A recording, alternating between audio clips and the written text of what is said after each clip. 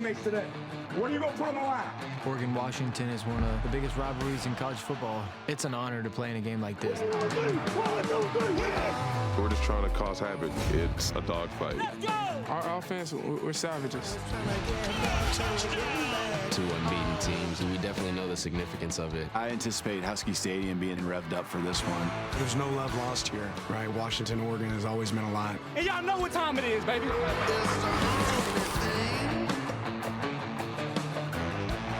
In this spectacular Seattle setting, the banks of Union Bay, it's Husky Stadium. Oregon versus Washington has never been neighborly. It's always been bitter, and it's never been bigger. The Ducks and the Dogs collide for the first time ever as top 10 teams. Welcome to ESPN's Afternoon College Football on ABC in this presentation of the Pac-12 on ESPN. It is part of Avocados from Mexico Tailgate Week. Since dark 30, this place has been fired up and ready for this biggest ever Oregon-Washington game. Chris Fowler, Kirk Herbstreit, Holly Rowe will join us. Man, we've been hearing how bitter this thing is, but more importantly, it's significant. These two teams are just beginning a race in the rugged Pac-12. We think they're the most complete teams in the conference. They think they can each win the league and get to the playoff, but they've never been in each other's way quite like today, Kirk. Yeah, the buildup of this is everything you'd hope for. I mean, we had a great showdown last week in Dallas at the Cotton Bowl with OU Texas. Here we are a week later in Seattle. These teams, again, not only do they not like each other, there's so much at stake here. The winner here, not that the season's over, they just put themselves in a really good spot rest of the year. Great quarterback matchup. Two guys who've been reborn in the Pacific Northwest and have a ton of experience. Bo Nix, of course, you know, began at Auburn as a teenager. He made a splash. He was the son of Patrick Nix, his dad, quarterback there, and coached him. He beat Oregon as an 18-year-old, but then some ups and downs, some coaching turmoil. He comes up to Oregon, Kirk, and look at the stats that he's had in 1.5 seasons as the Ducks quarterback. Yeah, I think those 3 years at Auburn was a lot of weight, a lot of pressure. I think he took things personally there. I think coming up to the Pacific Northwest in Eugene, it's freed him up. You know, last year he had a great year. You could see monster year this year, making incredible decisions. Only one pick, completing 80% of his passes. Now, the stakes get much higher. He's on the road in an environment and a defense that's going to try to take away those easy throws, put as much pressure on him as they can. Another 23-year-old quarterback, Michael Penix, almost as experienced as Bo Nix. In Indiana, he showed flashes, but man, did he have some awful luck with injuries. 2 torn ACLs. He hurt both of his shoulders, including the left throwing shoulder in 21. He comes up to Washington. Kirk, he has stayed healthy. Back-to-back off seasons has really helped his development as a quarterback. Yeah, another example of the transfer portal era that we're in with these quarterbacks. Both these guys going head-to-head today. The veteran experience that you mentioned.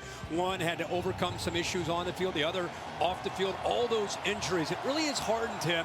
And right now he's executing as well as any quarterback in the country. And I would argue he's got the best group of wide receivers in college football. Beware of the Dogs indeed. They are a defensive nightmare for opponents.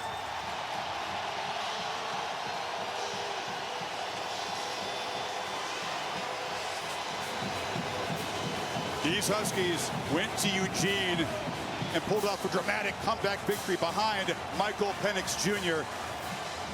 Ducks have not forgotten that, not for a single day, they say, since that home loss a year ago. Washington and Oregon. Sit back and enjoy this from the bedlam of Husky Stadium. Kickoff coming up.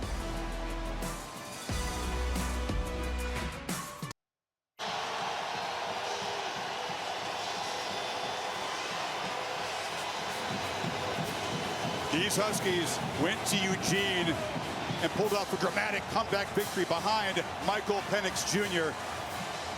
Ducks have not forgotten that, not for a single day, they say, since that home loss a year ago. Washington and Oregon. Sit back and enjoy this from the bedlam of Husky Stadium. Kickoff coming up. You're watching Tailgate Week, presented by Avocados from Mexico. Oregon and Washington is a brawl.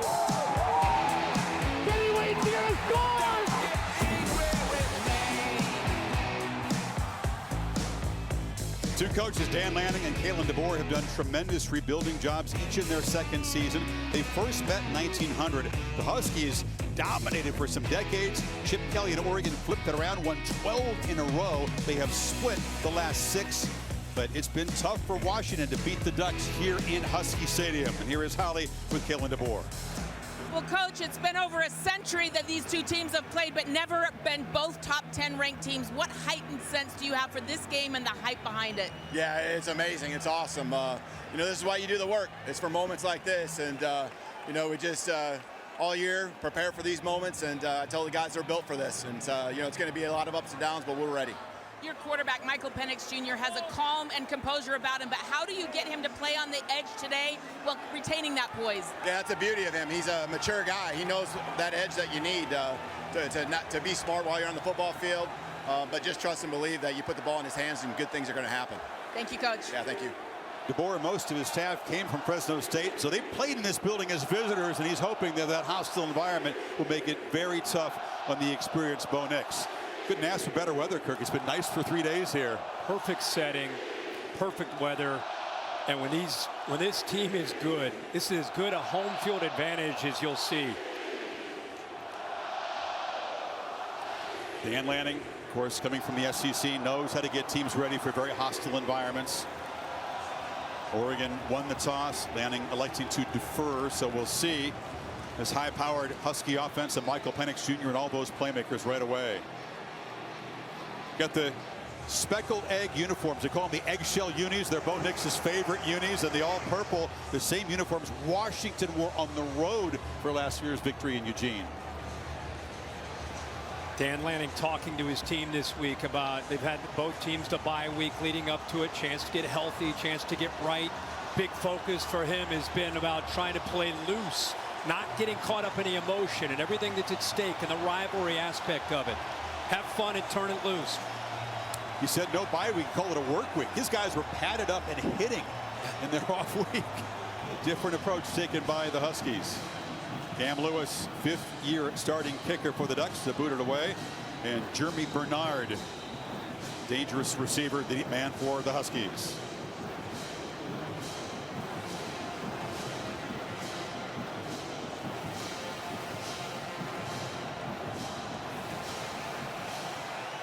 Bernard drifting to the end zone. He'll let it sail over his head.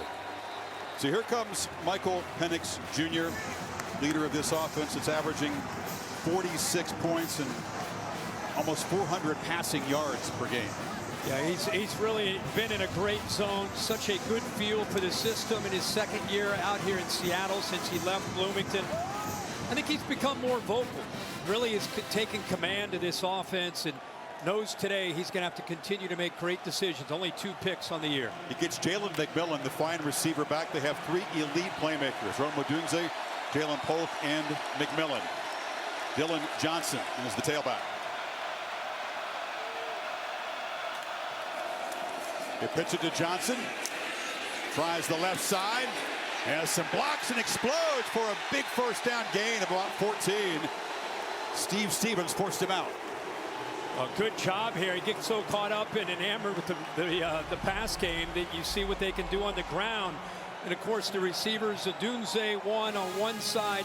Polk, I think, also. Don't forget about him. As much as McMillan being back is important, Kyrie Jackson, the length that he brings at corner is healthy. And if they're going to get a pass rush, look on the edge for number 1, Jordan Birch, the transfer from South Carolina. 13 yards on the first game, and pre-snap penalty, a false start for the Huskies. Prior to the snap, false start. Number 11 offense, 5-yard penalty, remains first down.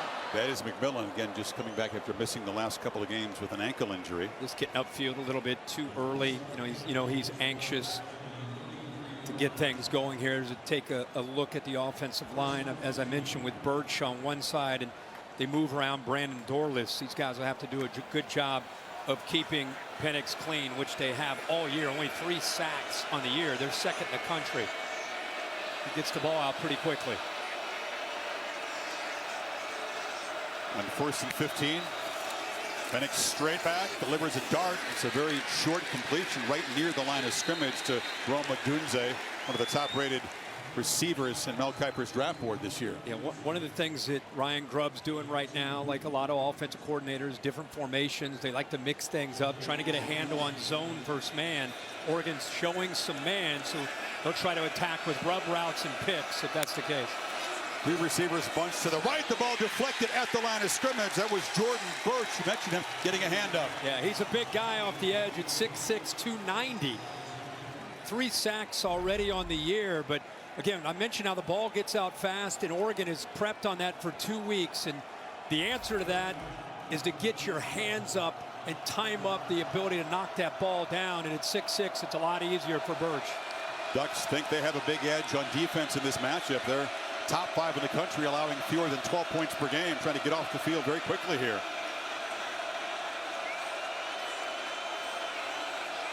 Penix shifting things around. Walking these backers up. 2 on the play clock. They bring pressure. It's picked up at Penix. Again, the ball deflected at the line of scrimmage. A couple of bat downs. It looked like Brandon Dorlus got a hand on that one. 3 and out. Yeah, they walked up the backers, trying to affect the communication, and then they end up bringing one with a little twist, and then they drop in coverage. And that little move affected, I think, the progression that Penix was working. Jamal Hill, number 9, you see him right there. He sat right in that throwing lane and took that away. So we got the first down, 13-yard run of the first play, and then the passing game is shut down. Jack McAllister punts it away, went down. There is no flag, and great coverage is flying down to make a tackle immediately was Drew Fowler. No relation. That is my younger brother's name, but I'm excited to call it. That was quick. We were talking about that all week. Yeah, he gets involved. Big Drew's on the tackle. I called some games when he played high school hockey, so he's got good memories. So here comes Bo Nix, start number 53. Old Bo at Auburn struggled, Kirk, in situations like this against good teams on the road. New Bo has been more effective. No doubt about it. Plays with a lot of confidence in this system. The defense for Oregon did their job on the road. They got off the field. Let's see what kind of start Nix and the offense has. They expect to run the ball well. Bucky Irving takes the handoff, tries to cut it back, and he's swarmed. Running is an important part of this offense. Villafocio makes the tackle. I've gone with Fubikulainen. Yeah. Well, Bucky Irving, you just got to look at him. Oh, Chris is right. It starts with the running game. They try to lull you to sleep, get the ball downfield to Troy Franklin. Dominic Hampton's outstanding on the back edge. And ZTF, of course, we got a chance to sit down with yesterday, is outstanding. Does a good job applying pressure on one side along with Trice on the other. No gain on the first play. Nix on the move, looks to flip it back in the flat, and it's dropped. Huskies were reading that anyway, and Irving didn't come up with it. Dom Hampton was there, Tupatala as well. Yeah, they brought pressure, and I think it's a smart call by Will Stein. He's trying to take advantage of an overzealous defense with his crowd flying to the ball, try to get him out of position. But a good job of staying home on the backside by Washington's defense, even with that blitz. This crowd is roaring on 3rd and 10. And they're moving around, too.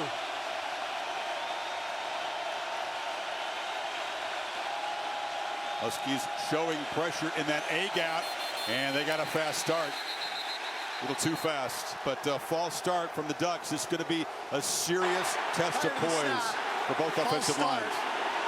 The 65 offense, 5-yard penalty, remains 3rd down. All that shifting, Kirk, you got to hold your water. You're down in your stance for a long time in these offenses. Yeah, and as much as you prep for this, you know, it's hard to simulate this crowd noise and the movement on 3rd down this defense is putting on them. You're trying to think, you're trying to adjust your call to what that movement is with those stems, and then it's the crowd comes into play, and it's not a surprise they're back 5 yards. 3 receivers bunched to the left for Nix. They hand it off inside, and Irving is going to be knocked down back at the original line of scrimmage, but aggressive run defense, the penalty hurt, and the Ducks go 3 and out. Yeah, it gives you, I think, a good feel. Everybody comes into a game like this with these offenses. Oregon averaging 51 points a game, and Washington 46 points a game. Think about that, almost 100 points combined. I think it's going to be a shootout. Don't forget, these defenses are sick and tired of hearing about how great these offenses are. They introduced the punters to America. They only punted combined 20 times combined in 5 games already 2 punts today. Ross James to boot it away, and Giles Jackson, as he is bumped into, and they will throw a flag on Washington's punt rush team. See if it's the 5 or 15-yard variety. Bill LeMagne, as always, with us in the booth. It's a big call here. Looks like running into the kicker for me. It's kind of a body check. Pretty aggressively running into him. Asa Turner knocked into him, and running into the kicker. Yep. Defense number 5. That penalty is declined. First down. Ross James did a good job selling it at the end. He almost sold it too much. Definitely running into him. Like I said, Bill, it's, when you look for that, what are you looking for? What's the difference? Obviously, it's how solid the contact is. If he just plowed him over, I'd go roughing. But on that one there, he just displaced him. Defense is flexing early in Seattle. Huskies' second possession coming up.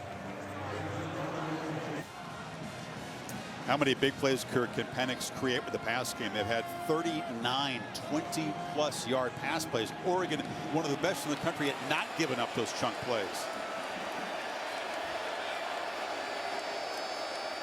Dunze in motion. Handoff. And Johnson running hard, picks up about 7. It's their running game in that first drive. The first play of the game, they picked up 13 yards, and they had the penalty. And then it was 3 straight passes and then a punt. So they go back to the running game here to get this drive started as well. Johnson, 3 seasons at Mississippi State under Coach Mike Leach. Empty backfield.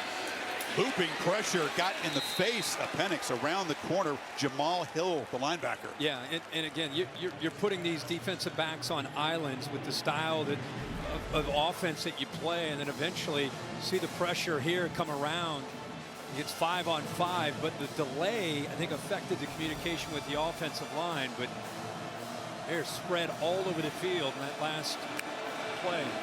Now here's a free play for Penix, and he'll just launch downfield. 50-50 ball. Odunze's got it. Wrestle down to the 26, making the use of that free play. He beat Jaleel Florence. Wow. But you got Kyrie Jackson on one side and Florence on the other. I just talked about these one-on-one balls. It looks like he takes advantage of that free play, and he does. Number 50 defense. That penalty's decline. Rolls the play. First down. And Florence just, again, struggled to load. He knows he's got his hands full. This is a tough battle to the field. Odunze is as good as there is. The chemistry that he has, he gets away with a pull on the shoulder pad right there. Never located the football. Great job of adjusting back by Odunze. Tremendous player out of Bishop Gorman High School in Las Vegas. Junior.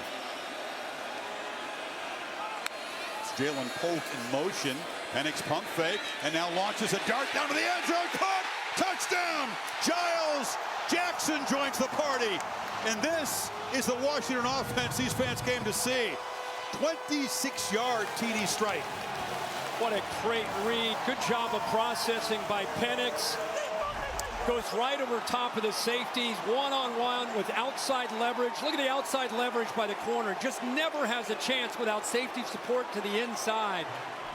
It's 2 in a row that Florence gets beat on. That time, though, he's backing to the outside. I think anticipating he would have had help inside, but the safety's not there. A couple of very precise throws. Took a minute, 2 to go 76 yards, and the Huskies draw first blood. Jackson joining Odunze, Hull, McMillan, who left the game, and Jeremy Bernard. Just an embarrassment of playmaker riches for Penix Jr. to strike with. First catch of the season for Giles Jackson, a 26-yard touchdown strike. And the Huskies on top, 7-zip. Quickly down the field in their second possession. Here's the AT&T 5G clicker. Yeah, West over here, the tight end, works to the middle. He affects the safety, right? And then I want you to watch how the safety gets taken out right there. And look at the outside leverage over here by the corner. Watch him work outside, and that just opens it up the inside without safety help. And as accurate as Michael Penix is, that's stealing for the quarterback to get his first touchdown of the game. They're not used to giving up big pass plays. That 43-yard strike to Odunze to set up the touchdown was the longest play they've allowed this season. So now Bo Nix and this high-powered Ducks offense will have to work from behind on the road. Gary Bryant Jr., the former USC Trojan, back to receive the kickoff, and he'll bring it out from the goal line. Oh, Bryant is knocked down hard right at the 20-yard line. Michael Esteen, this backup safety, came flying down. Wow. This gives you an idea what this game's all about. A couple guys that got in there. Boy, they're flying. What a good job. Tristan Dunn involved there as well. Coverage team takes so much pride in covering kicks every game, but especially in a rivalry game like that. Knicks 0 for 1 in the first series as they went 3 and out. And if it was loud before, it's going to be louder now. Hits like that bring the defense alive. They bring the crowd alive. There's also a holding penalty on the return, which will even make this a tougher field position situation for the Ducks. They're backed up to the 10-yard line now. Bucky Irving looks like he's going to jog off. Jordan James comes out on to the field for the first time today. Sophomore from Nashville. Second leading running back on the team.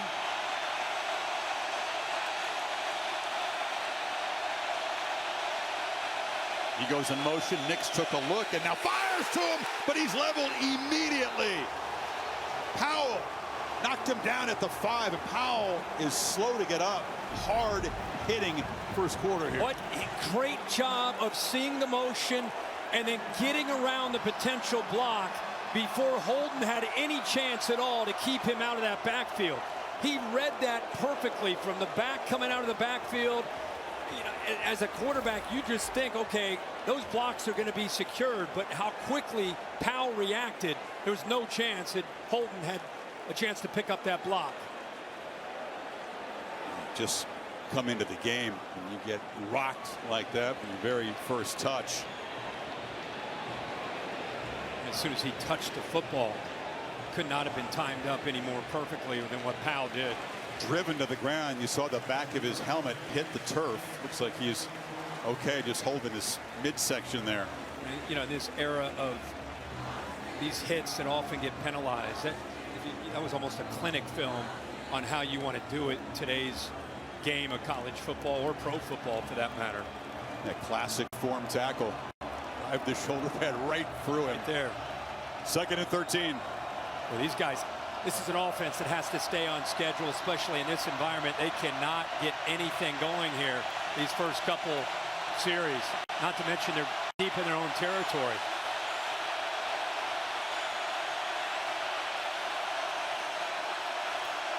Off the play fake, a long pitch to the far side, and the catch is made by Troy Franklin, the top receiver on this team, and that's a first down. Yeah, they go with a 3 tight end look. Now that look typically means, okay, they're going to run the ball down inside their own 10-yard line. Instead, they show you the trust they have in Bo Nix. And, of course, their top receiver, Troy Franklin. He gets one-on-one with a soft corner. You got to throw that out there. Good decision by 10. Tall receiver from Palo Alto who's been a touchdown machine for the Ducks so far this year. It's a first down run. Irving is tough to tackle. It's a real test for this defense, but Tupatala would not let go of the ankle. Really good job. Again, they go with that 13 look. Again, 13, 1 back, 3 tight ends. Watch the left side of this offensive line. There's a double team. Opens up that huge hole. He's able to run through the potential block or a tackle there by the linebacker. Now they're on schedule here, picking up 5 on first down. It's much better.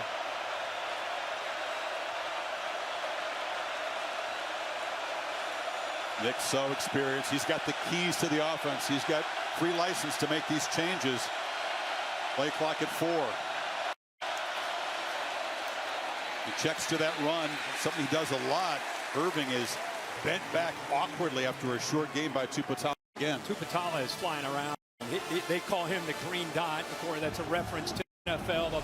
The linebacker is always making sure that gets a call from the sideline. College football, you don't have that. So you get the call from the sideline, you communicate everything, make sure everybody's on the same page. Look at him right now. They rely on him in so many different areas. He acts like he's got a microphone on his helmet, doesn't he? He's pretty on point. He does. Empty backfield here, 3rd and 3. Huskies rush forward, next off, eludes the spy and dives for ready for it. Just couldn't tackle him. No, he read that quickly and just saw that there was an opening. Look, there's nobody here, so good job of trying to come around to try to keep him, almost anticipate, hey, he's going to think he's got room, but good job by Bo Nix. After they moved to 6, they cranked the tempo, and that's Trayshawn Holden, the former Alabama receiver, makes a short catch. He's an offense. Oregon, they want to run the football, and it's the quick pass game. They want to force those defensive backs from Washington to have to come up. And then eventually they're going to do a stutter and go. Eventually they're going to do a fake like they're throwing that screen.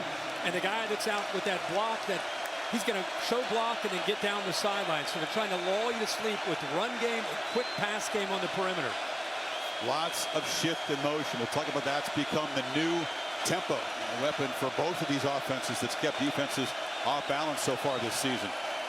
On 2nd and 7, Irving tries to weave his way through tackles and does. First down out near midfield. This is what, again, this is the whole matchup, I think, of this game was Washington defensively. Could they match up to the physicality of the running style of Oregon? It's going to be a storyline all game. First down throw now, low throw. No chance to make a play there. Holden was covered by Jabbar Muhammad. It's really been a lockdown corner so far this season for the Huskies. Very tough to beat. Yeah, came over from Oklahoma State. Good speed and instincts.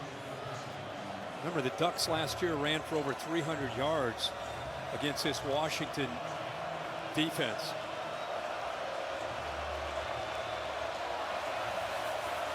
Hasn't been a particular strength, except they've done a great job at not giving up explosive run plays.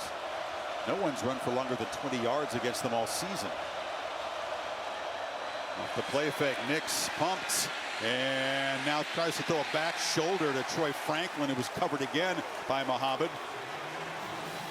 Well, Muhammad is all over him. The flag on the far side of the field.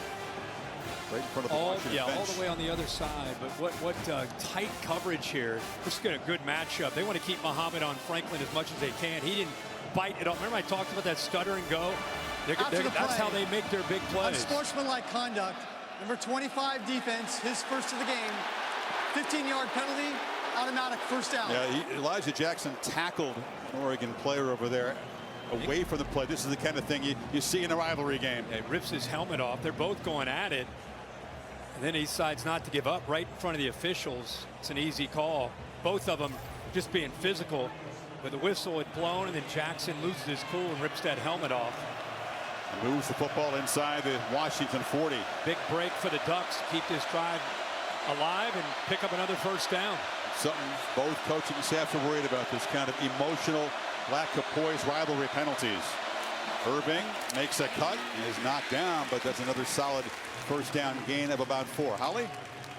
Guys, already a crucial penalty for Washington for after the whistle stuff. Kalen DeBoer told us he tried to train that this week, having the scout team guys go extra physical after the whistle at practice, trying to get a rise out of their guys. He wanted his guys not to react. That is a big mistake right there, and they tried to fix it this week.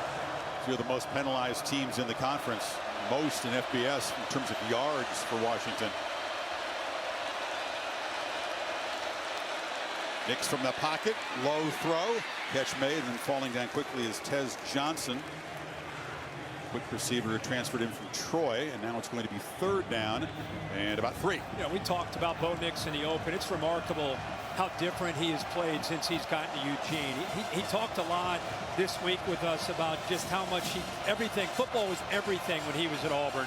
Grew up his whole life dreaming of playing for Auburn because of his dad, and I think he put so much into it. I think now he realizes there's more to life than just football. Of course he wants to be great, but it's not everything to him. Irving on the sweep makes a cut. He's slammed down at the 25 by Bruner, but it's a first down for the Ducks. Old pin and pull that, Chris, I know you're a big fan of when we look at film. Receivers are able to seal the edge off to the right. Then you get the big tight end and that right tackle. Cornelius running around with Herbert, the tight end. 6 carries already for Irving. Now they pitch it on the end, and that's Terrence Ferguson, and the big tight end leans forward down to the 16. These are the kind of gains on first down that they're hoping for. Yeah, Bo Nix, that's basically triple option football there. They're going fast. Washington still adjusting. They did not have their cleats in the ground, as they say, and Irving is still going to be spun down. There is a flag on the far side. 12 men on the field. They couldn't get. They're trying to adjust and get some new defensive players on the field, but Washington's not able to get everybody off the field. But a challenge, Kirk. We're used to seeing Oregon run high tempo, but they use it more tactically now, right? They hadn't been playing quite that fast until this play. Yeah. Huskies now ready. Well, there's almost an alert when they see that the opponent's starting to adjust and make substitutions. 5-yard penalty results in a first down. Mike McCabe in charge of the Pac-12 crew today. So a couple of penalties against the Huskies defense on this drive, aiding Oregon's efforts to tie this game. Talked about the neutral zone, but there were 12 guys on the field as well, so I'm not sure what he saw or what they were talking about there. AC Kelly tight end in motion. They hand it off inside to Bucky Irving, who scores. And the Ducks right down the field, a 78-yard march aided by penalties and a 12-yard touchdown run. Boy, how about his lateral quicks? This play is designed to go to his left. I mean, and then there's penetration. This play is going out here, but Washington does a good job of slipping through right there. So he puts his foot in the ground and is able to cut back. That's a big-time run. Vision, sudden change. Going for two. Trickery is Patrick Herbert. Justin's little brother, the tight end, took the direct snap and just waltzed around the right side, and the Ducks are up by one. He started the show like he's going to throw, but they had such a good push. I think they caught Washington off guard. Everything's happening so fast. So the speed and the tempo of the offense and the speed and the tempo of the special teams, they get 8 points out of it. Yeah, Kelly brought this a chance to maybe steal a point and take the lead. That was easy.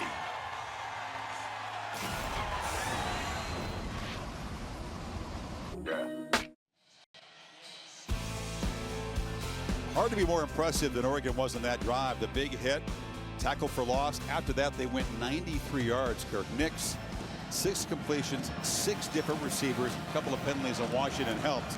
That is a serious response on the road. Yeah, that's Oregon's offense, and the fact they're pinned back deep in their own territory, it's what an answer, too, to kind of settle this crowd down and then give them the lead. Good one in primetime on ABC.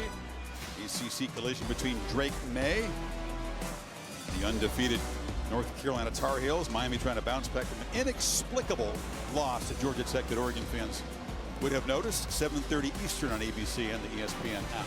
This is a game that North Carolina in the past would struggle with. You know, they've had some games over the last 2 or 3 years where they've been favored over a team limping in and then they would lose. I don't think that's going to be the case today. I think North Carolina's more mature. We'll see. So the Huskies down a point after the 2-point try. Dylan Johnson tries the middle. Jalen McMillan not on the field. Holly, what have you learned about the condition of the receiver who just returned for this game? Well, guys, after the second series, he came over to the sideline, went into the injury tent for quite a while. When he came out, he was walking gingerly. He has his helmet, but he isn't putting it on. Some of the guys were putting their arm around his neck. I can't tell if he's going to return, but I know this. They had a ton in the game plan for him today after we watched practice yesterday. So if he is not able to return, it's a big deal. Giles Jackson stepping up. He caught the touchdown. Huskies last possession. 2nd and 9. Ducks show pressure. Penix gets the ball to the edge quickly, and that's Jalen Polk. Gets a block from his buddies and sprints down the sidelines. This is a great blocking, receiving, and tight end team. Yeah, this time it was Devin Culp looked like had a nice block there that got him to the edge. Get the ball out quickly. It's got numbers. There's the block right there. What a good job of being able to kind of push Kyrie Jackson back to the inside. Culp, of course, 6'4", about 240 as a tight end, able to use his size to his advantage against the corner. Polk, the glue of this receiving room. Texas Tech transfer. Tough guy, very hard worker. 18-yard pickup. And Nix back pedals and incomplete. Polk was well covered, nobody open, and pressure came from Kyrie Jackson off the corner. They've got to find ways Tosh Lapoy, the defensive coordinator, to get pressure. You got to, if you allow him to sit and not be unfazed, he is lethal with his accuracy. You know, they haven't allowed a 20-yard pass in their last 3 games. They allowed 2 on just that last drive alone. So they're coming up with different ways, different looks, trying to affect the line and the protection to get after number 9.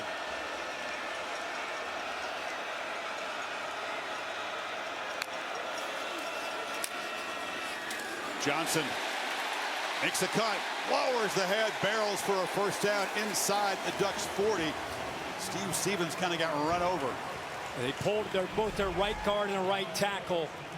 Good job, the timing here. Oregon loses the edge to their defense, and Dylan Johnson doesn't get talked about at all in this offense. It's all about Penix and the receivers, but you can see today he's averaging almost 10 yards a carry, how important he is to their attack and what they're trying to do. Great one pass mix so far for the Huskies. Penix straight back, pressure off the edge, and the catch is made in tight coverage by Giles Jackson. They are getting after Penix in a way most opponents don't even come close to. Yeah, and again, like I said, they're changing up their looks. That time they just rushed 4, and they're able to affect him and make him get rid of that ball. Great job of executing there just to get some positive yards on that first down play. Burks is the sack leader in this defense, got 3 this season. Dylan Johnson to the far right of the formation. And Chris, when you go empty, I mean, that puts everything on that offensive line. Instead of a tight end or a back that can help out, now they move Dylan Johnson back.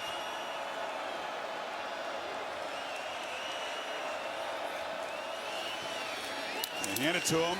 Quick penetration. He did well to avoid a tackle for loss. Picks up about 1.5 yards. It'll be 3rd down. It's slanting, attacking with the backers. Jamal Hill was able to take on that potential block by Jack Westover, slanting off the edge, getting around blocks. But give credit again to Dylan Johnson for fighting through that initial surge by Oregon.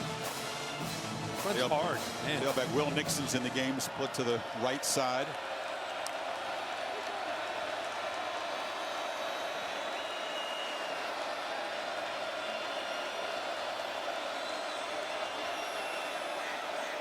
Check with the sidelines. A little more methodical than the Ducks attack. Giles Jackson kind of lost, doesn't know where he's going. Play clock at 1. They had to take a timeout. There was some confusion on those 3 receivers bunched to the far side.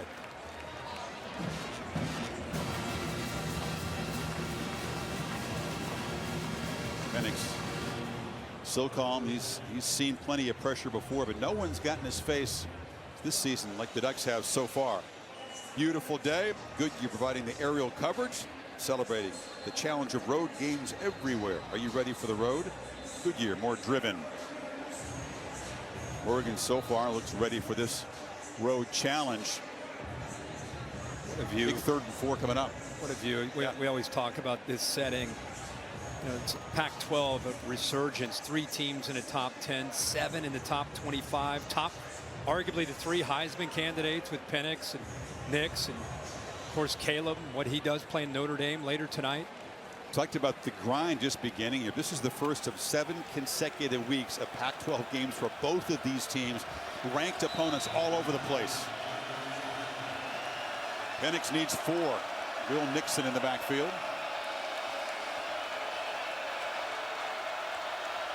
Bucks creeping up. Don't show pressure. Penix delivers a throw, and Jackson makes the catch and works his way for a first down, now near the 26.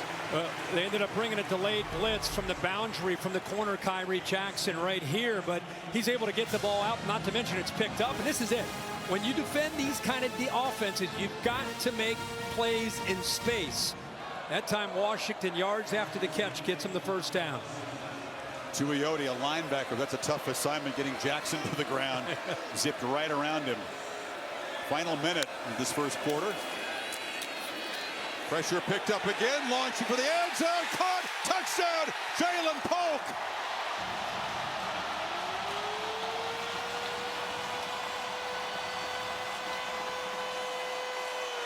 You are seeing why Michael Penix Jr. and this squadron of playmakers have been a nightmare for defenses. Second touchdown pass already. And we talked about the pressure Oregon's putting on him. They only brought 4, but the offensive line does their job. When you're trying to get the ball thrown downfield, you need a little bit more time. That one more hitch from the quarterback, they gave it to him, and when he gets his feet set, he's as accurate as anybody you'll watch play football at the collegiate level. Gross knocks through the PAT. 2 26-yard touchdown strikes for Penix Jr. to Giles Jackson. That one to Jalen Polk, his 4th touch of the season. Yeah, when they're stacked, a lot of times you think about Jackson 0, but instead it's the front man. It's Polk who gets the one-on-one matchup. And we thought Kyrie Jackson was be the guy they want on those islands. They want him to be able to hold up with that length. But they've been attacking both sides. This time it's Jackson who gets beat off the line of scrimmage, and Polk gets behind him. And again, 9 will put it there every time. It's the trademark bow and arrow. Deshaun Watson used to do that. I mean, there's a pitcher here in Seattle called Fernando Rodney. I don't know if he was the first way back in the day. I don't know. Izzy Adesanya, for you UFC fans, did it, I think, better than anybody, and it's become a trademark for Penix. Hey, when you hit bullseyes, it's very symbolic. I mean, he is accurate. He's like a jugs machine when he gets his feet set. He just doesn't miss. That's a compliment. Yes. I mean, it's just poosh, poosh, poosh.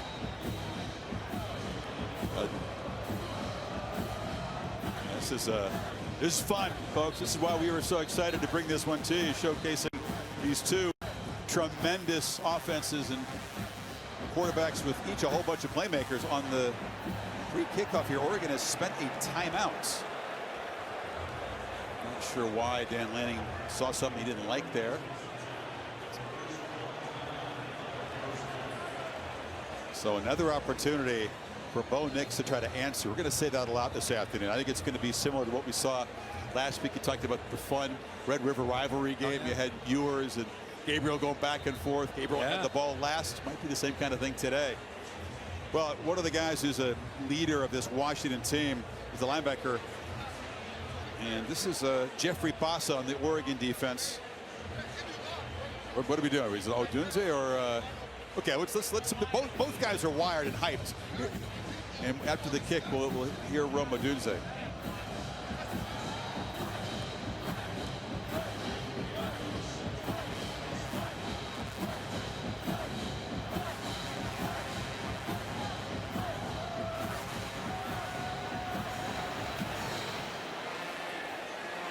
It's a short kick fielded at the 9 and weaving his way through traffic for a nice return. So here's Bassa on this Washington defense, or this Oregon defense, trying to hype up Bo Nix before the game. Remember what you told me, Bo. Remember what you told me. Let's do it. Let's do it. I trust y'all. Go out there and get the job. Yep, I got you. Yep, we gonna get you that ball. We gonna get you that ball, bro. He was mentored by Noah Sewell early in his career. He's become a really vocal leader. Yeah, he really is. Really is. Guy that they, right now on the sideline, after giving up some big plays, trying to be a part of making adjustments.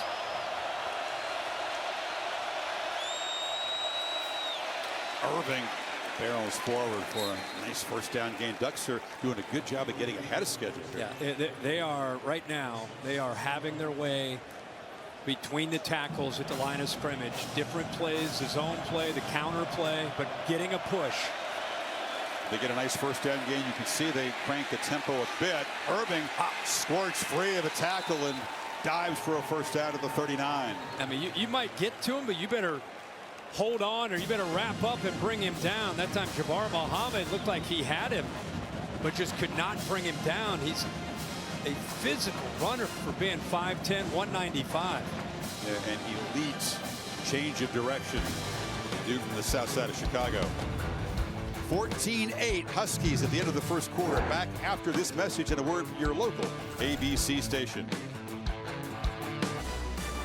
We're in Seattle. Both teams believe they are contenders to make the playoff and clutch that CFP National Championship Trophy presented by Dr. Pepper. Semifinals New Year's Day, just down the coast in Pasadena and in New Orleans.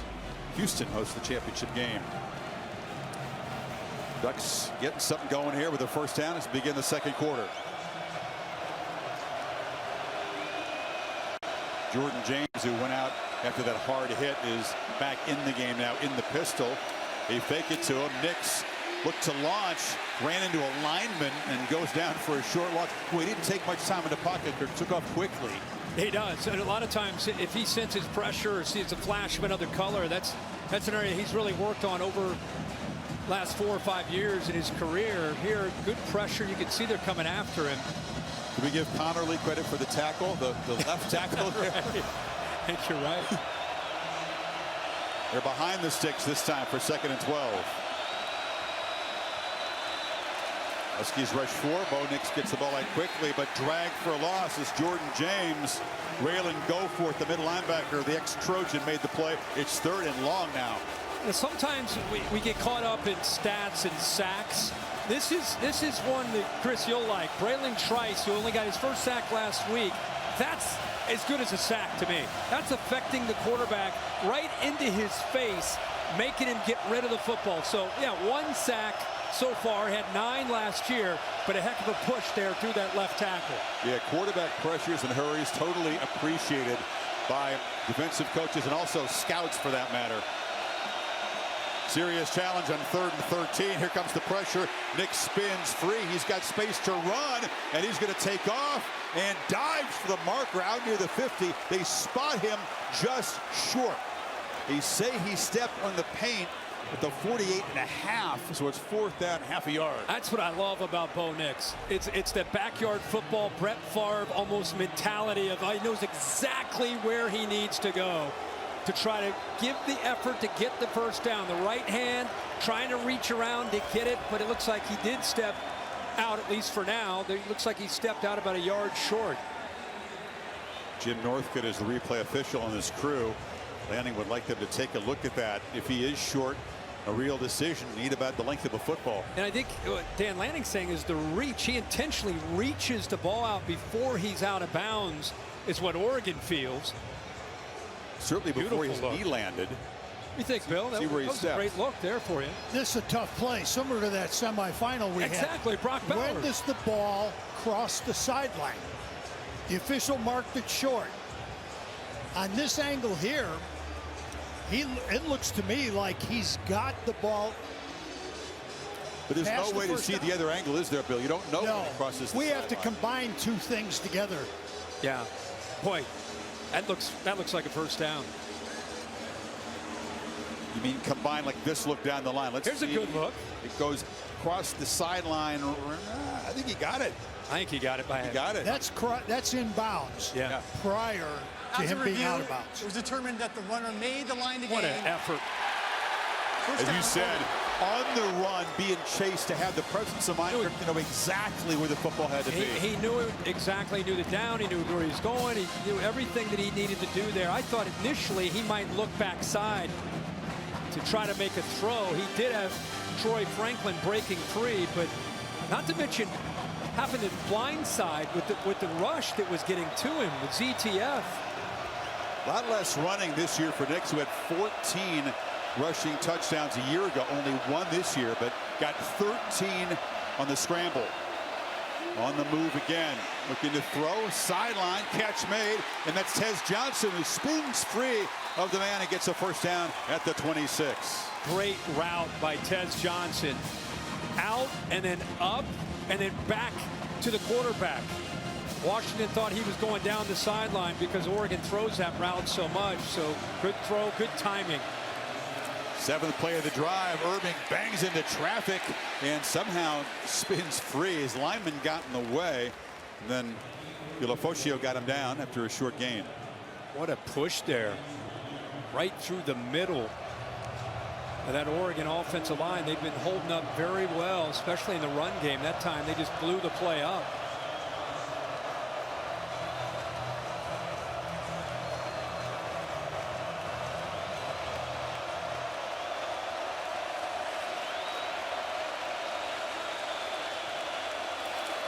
Second and 9. Irving through a hole. Makes a cut. Kind of stumbled as he was getting to the open field, but dragged down for a first down at the 11.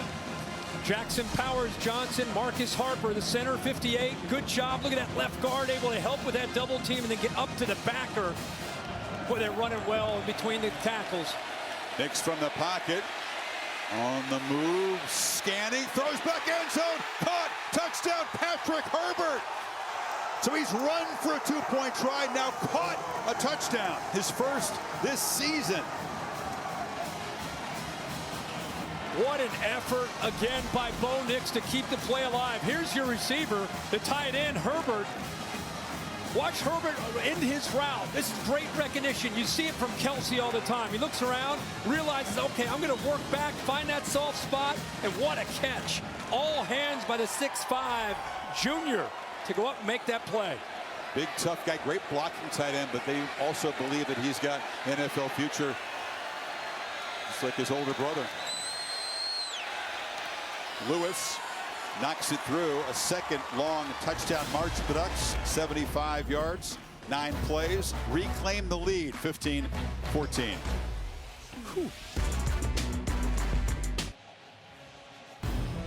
Tomorrow is Sunday NFL Countdown. Niners, after thumping the Cowboys, looking to stay undefeated. Seeing as George Kittle is motivated by letters from his dad. And on Monday Night Football, Justin Herbert is probably watching his little brother today. Chargers off a bye, a couple of wins. Will take on the Cowboys, try to bounce back from that thumping down in Santa Clara. Yeah. Be a big one on Monday night. But man, Patrick Herbert showing you what kind of athlete he is there. Adjusting, coming back, finding that that soft spot with the defenders. Had gone off way out to the outside. He just found a nice spot, and the hands were incredible on that catch. That ball was flying. Bernard from the goal line avoids a big hit, but then gets leveled. I don't know about trying to bring kickoffs out. These coverage teams are flying down the field. Some bullseyes from Penix so far. What a different style of offenses. Been more methodical with Oregon, and big shots from Michael Penix when he's gotten one-on-one coverage. How about the recognition? Sees his corners kind of settled, a little unsure. Let's go over the top. Get it to one of my guys who's going to win one-on-one. So pretty simple. If you don't affect Michael Penix, his receivers are going to win on the outside. It's going to come down to whether or not Oregon can get some pressure on Penix with his accuracy. Both offenses have settled in, scored touchdowns in each of their last 2 possessions. Polk, who caught the touchdowns in motion, they handed off inside and wrestled down right near the line of scrimmage. Into Dorless, you got Johnson to the ground. But we knew coming in, Chris, Oregon's defense, which if you look at the stats, they hadn't played anybody. We knew this would be a different test. Look at the points allowed on the season, the passing yards, yards per play, and look at the early part of this game. Josh Lapoy and this defense, they knew that Penix and his receivers were the real deal, but giving up a lot of big plays through the air. 10.4 per play. Penix 126 yards passing already. Pressure picked up. Long throw just over the hand of Jalen Polk. They got close to him enough to affect the pitch there.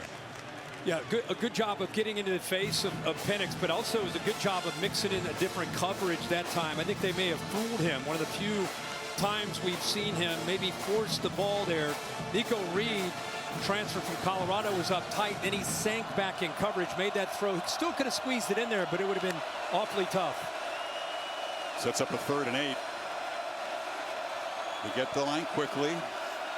Check the Ducks look. Typically they'll shift around. They motion almost every play. Don't do it this time. From the pocket, a dart across the middle. Odunze has got it, and he's got a 1st down at the 38. Well, you blitz the linebackers. You better hope that you get there. If not, look at the opening. Good job. Picked up nicely. Give him enough time. And again, with that accuracy, he's going to win.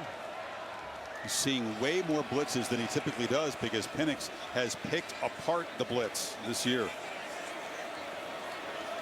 He's pressured at one of the lowest rates in college football. They had to try to make him uncomfortable. Had to try to change that today. 3 sacks all year coming in.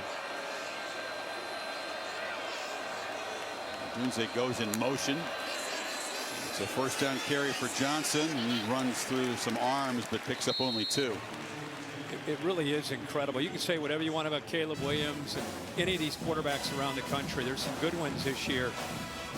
I just think the combination of his accuracy, his experience from the time he was at Indiana to the 2 years here in Seattle, and then you add into that the scheme, and then the experience and the talent at receiver. It's tough to stop this offense. They throw into the bunch, and that's Odunze makes the catch, skips free, spins back into Oregon territory, knocked down. He missed a tackle there. Reed couldn't get him down, and again, that formation stressing the defense. It is, and it's the trick's kind of that stacked bunch look. And here's the problem: if you press them, we've seen what Penix and his receivers will do. They'll go over top of you. If you sit back and you say, okay, let's keep it in front of us, then you got to tackle in space.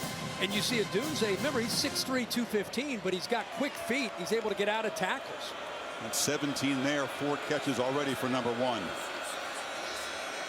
Saw how highly regarded he is on the draft boards. 35 NFL scouts watching this game today, by the way. Penix, he's the focus of some of those scouts too. Slings it again to Odunze, who's wrestled down by Manning, but a nice pickup. Holly? Well, I talked to Rome Odunze before the game about how he and Michael Penix have such a connection, and he really says it's their cool jugs machine.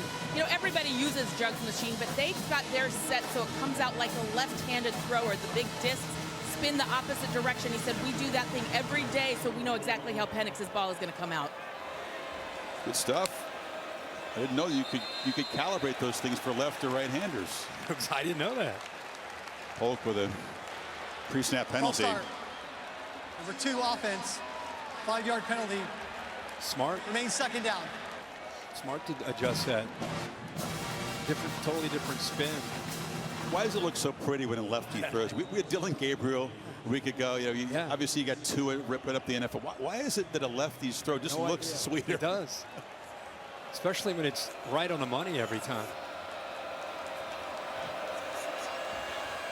Johnson motions back in. Penix makes a subtle adjustment, and the flinch. They take a lot of time, and that is the problem. It looks like the right guard there, Hatchett. You got to be so disciplined. Your guys are moving, their guys are moving. Right. Prior to the foul being called, second charge timeout, Washington. So DeBoer got the timeout before the 5-yard penalty, and keep it 2nd and 8. 8:02. What we hope for. Entertaining first half here in Husky Stadium. This is Tailgate Week, presented by Avocados from Mexico. Always good. Huskies on the move. 3 catches in the drive for Rome Odunze, who's a captain on this team. Here he was pregame. Let's go, 2. Let's go, 2. Out here, baby. Let's go. Hey, young buck, you gotta love this right here. Do your thing like you always do. Love you, boy. This is what we came here to do. Absolutely. Understand the mission. Let's go, man. Let's go, man. Let's go. Come on, man. When you have a receiver that good who steps up and is a vocal leader, you don't take that for granted. It's not that common. Odunze and Polk, both 1 and 2, both leaders. The whole team responds to. We saw him get McMillan fired up. We believe that his afternoon is done. They'll have to make do without number 11. And handing off on the left side, Dylan Johnson showing some leg drive and some power. It's a first down at the Ducks 37. Run the counter play again. I really love the look of what he brings to this offense. Oregon obviously concerned about Penix pressuring him, affecting the timing and the rhythm with his receivers. And I think they're doing a nice job with Ryan Grubb as a play caller, just sprinkling in just enough of Johnson in this running game. He's averaging now over, almost 7 yards a carry. Johnson and Irving, the 2 running backs in this game, having strong first halves. And the play fake, end around. Jeremy Bernard looking to throw and delivers a high throw that's caught on the sidelines there by Pope. So the receiver on the run delivers accurately. Wow. I mean, what is it, the air here in Seattle? I mean, not only Penix is throwing dimes. Look at this. It's a tough throw on the run by a receiver. Unbelievable job of bringing it in, but a great job of throwing the ball here. Usually you don't want a receiver throw unless the guy's wide open, right? It's tight. You're just doing a tight coverage. Beautiful. That gets the wide receiver excited to make a throw themselves. A little trickery. Not the last we'll see today, I don't think. First down from the 23. Play clock at 3.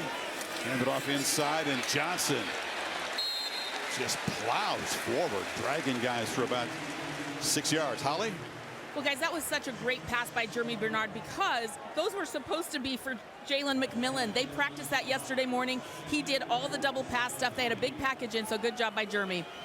Great point. Johnson knocked down because McMillan really can throw it well. And they had some stuff involved in practice hoping to get in. And Jeremy says, hey, I can do that, coach. Give me a shot. He just proved he can. You know, with Bucky Irving and the way he's running on the Oregon side and what we're seeing from Dylan Johnson here, this is clearly not just about Bo Nix and Michael Penix. These running games are involved in trying to bring some balance. Fans booing because a Duck player went down. Down on the back is Kyrie Jackson, the corner. Both of Penix's touchdown passes were from the 26-yard line. So this is the first red zone trip for this offense. It's been a different kind of drive so far, a little more methodical. 10 plays to cover the 71 yards, almost 6 minutes. They have a lot of options down here, don't they, in the red zone? Oh, yeah. Well, they attend to Jackson. We'll step aside. It's a good one. Mentioned that the top 3 favorites for the Heisman Trophy this year, according to the oddsmakers, are all Pac-12 quarterbacks. So the athletic trivia question along those lines: the only time 2 Pac-12 QBs were Heisman finalists. Technically, the finalist thing kind of began in the mid-90s. Yeah. So let you ponder that for a second, you West Coast fans. 1st and 10 for the Huskies. Play 11 on the drive. Penix from the pocket. Has time, checks it down.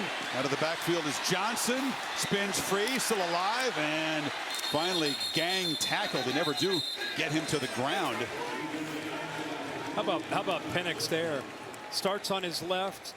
1, 2, 3. I think it was his 4th option. And it's a simple check down, but again, it's positive yards to a guy that's dangerous with a football in his hands and getting it to Dylan Johnson. Good patience. Johnson has it, tries to get to the edge, and he will score diving to the purple pay dirt.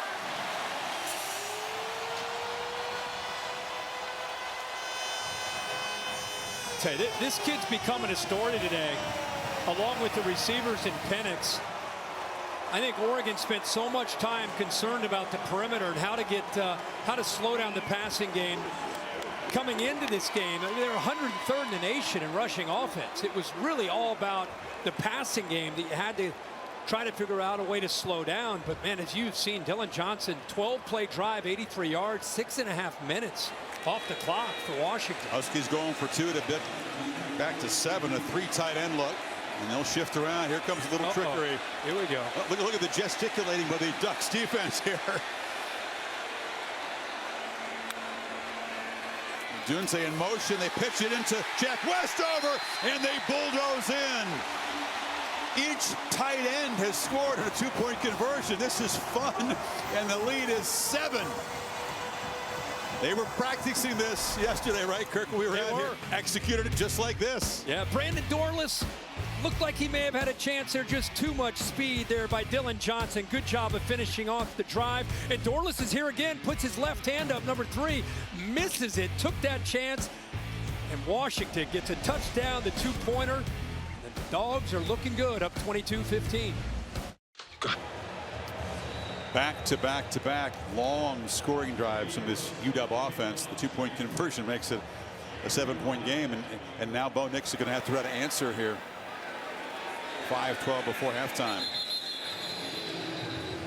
Well, we got the athletic trivia question answer. Barry Sanders ran away, literally, with the '88 Heisman Trophy. And then you had 2 Pac-12 quarterbacks as Heisman finalists. Rodney Peete and Troy Aikman ran 2-3. Again, I don't know if they called them finalists back then because it was a different format, but that was a good year for the West Coast quarterbacks. Not quite as good as this year, though. I don't think this league's ever seen a year like this with the depth of quarterback play. Yeah, how about those unis right there?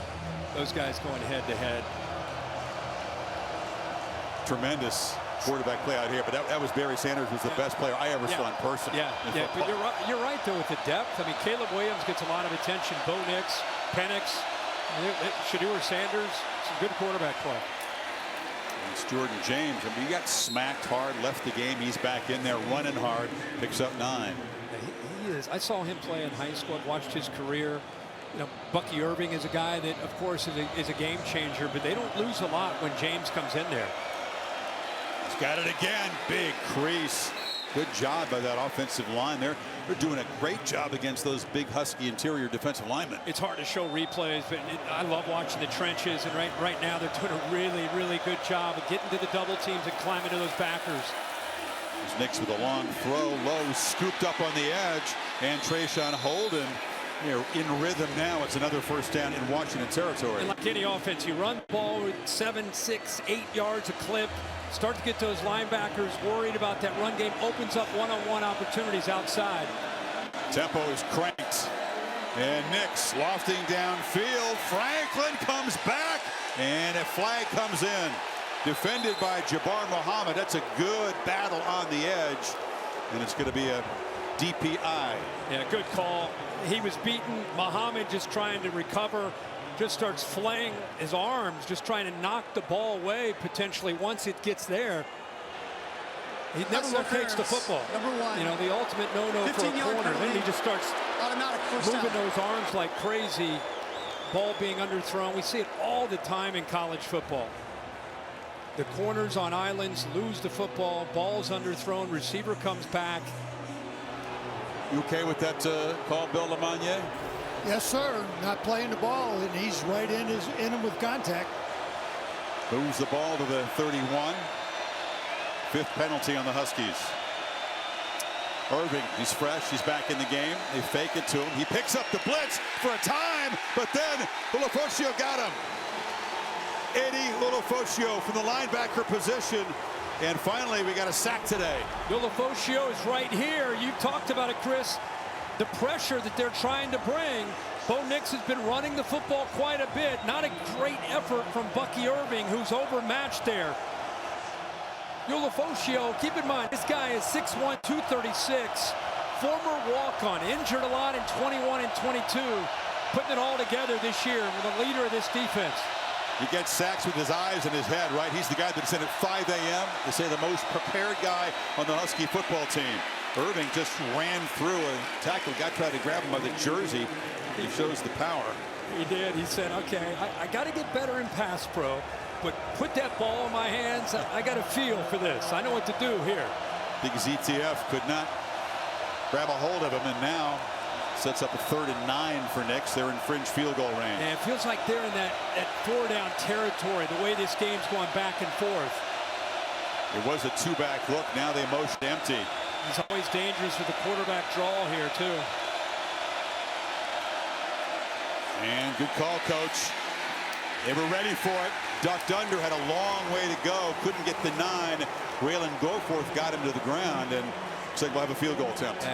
QB counter. I think if they're just trying to get 6 or 7 yards, give them at least an option there. Maybe 4th and 2, 4th and 3, then maybe you think about it, but give Washington credit. Able to sniff that out. I don't think they were expecting what we were expecting. Cam Lewis, very solid. As we said, super experienced kicker. 75% for his career. This from 46 yards.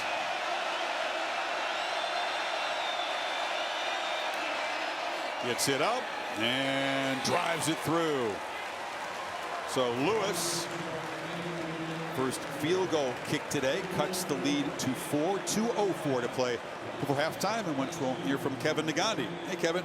Chris, how you doing? State Farm halftime report minutes away. Dan Orlovsky, Booger Mc. Kevin, thank you. Good stuff, guys. Yeah, it's I don't want to say it's easy from afar, sitting at a desk, to say what the defense should do. Man, is it challenging out here. It is. Chris, I want to show you this. Bo Nix was complaining about this to the officials. He gets hit late by Muhammad, and right away look to the official. Not only a late hit, you can see Muhammad said, or rather it's Hammond, Dom Hammond said, no, Hampton, I didn't do that. I didn't do that.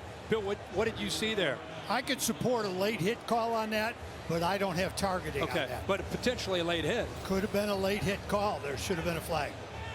Of course, that would have kept the drive going and settled for 3. And this kickoff will bounce out of bounds. That's kind of been a little problem for Cam Lewis. A couple out of bounds. That's why they're kind of grumbling in the Oregon section. He's done that 11 times in his career. That's a lot of out of bounds. So, 35-yard line for Penix. You don't need to give him a little extra field position. No, not the way this game's going. Dan Lanning, the first guy off there on the sideline, just trying to keep his spirits up. You're all right. You're all right. Because, I mean, the way this game's going, you're going to need quarterback play. You're going to need points, field goals, anything to stay in this game. Oregon doing a good job, sorry, Chris, just rotating bodies, trying to stay fresh on that defensive line. What can they do to prevent the Huskies from stretching the lead before halftime?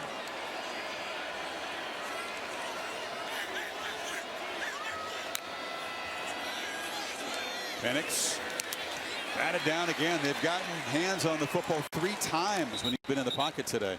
Yeah, and he's a big guy. You know, he's 6'3", but he's holding the ball a little bit long. I mean, he's got huge hands, by the way. We were kind of kidding with him when he left our meeting about how massive his hands are. He's one of these quarterbacks makes the football look like it's a pee-wee ball, but held it a little long there. Really good coverage downfield. Allowed the pressure to get in. Uyangalele got his hand on that one. Penix from the pocket slings it in the slot. And it's Giles Jackson, who hadn't played a snap this year. He's a veteran guy, but pressed into duty here with Jalen McMillan out. He's already cut a touchdown. Kalen DeBoer yesterday in our meeting, eyes kind of lit up. He was excited to get him back.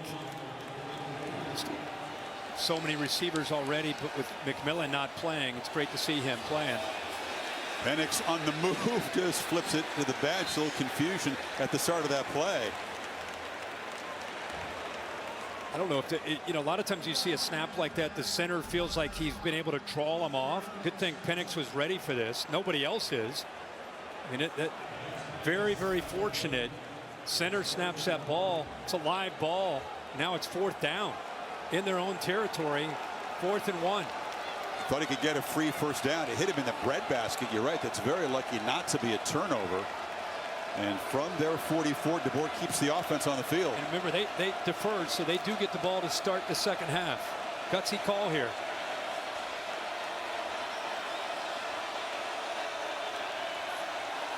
See if they run a play.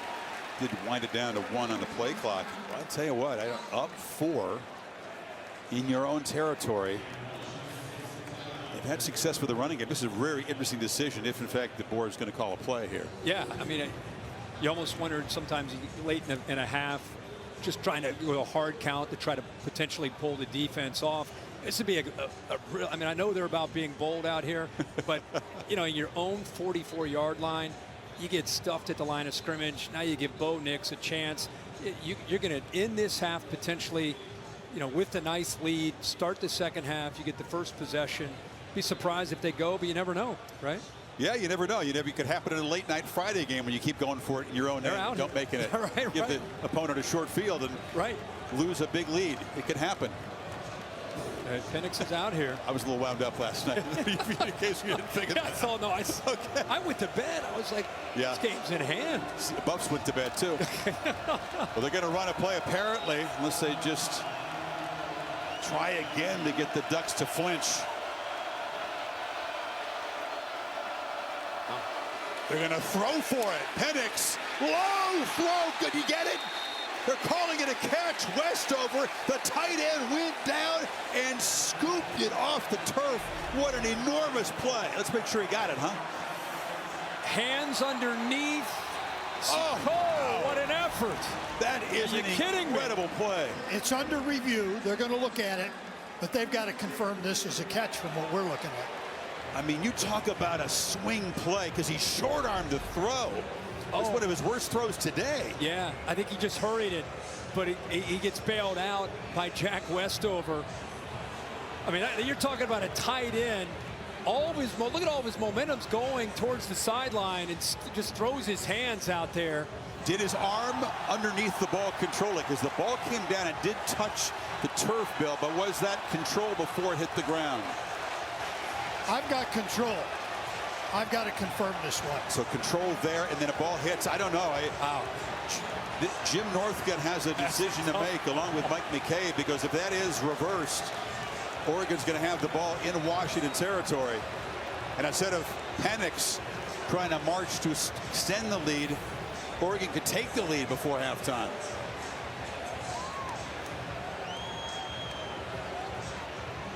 This depends on what team you're rooting for, frankly, and how you see this one. Chris, I don't root for anybody. You know that. No, not you. I'm saying anybody watching. If you're an Oregon fan, that clearly hit the turf. Washington fans thinking he had control. I have control of the ball, firm control of the ball, and I've got to catch.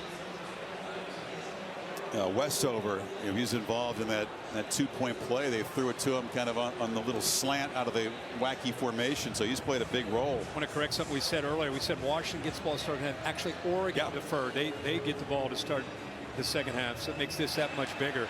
After review, ruling on the field of a catch for first down stands is called. You almost feel good. We don't care who wins, but Westover's effort there is rewarded. That is a special catch for anybody, much less a tight end. Yeah, we're seeing some great individual efforts, and it's a rivalry game, so much at stake. In this rivalry never had both teams ranked in the top 10. I mean, it means everything to these guys every year, let alone this year. So, heck of a job. Westover makes a big play in this game. Gutsy call by Kalen DeBoer to go for that in his own territory. It was.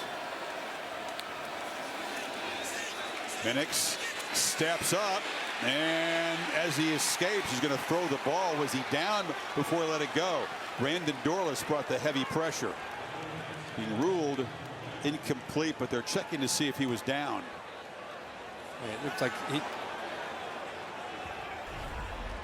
looks like his knee might be down. Dorlus, yeah, he's down. Dorlus, and they're out of timeouts, by the way. Dorlus is a guy that's been around for a long time, but he gets help from the coverage downfield. Going to get him for intentional grounding. Late call, the flag just came down. I think his knee was down.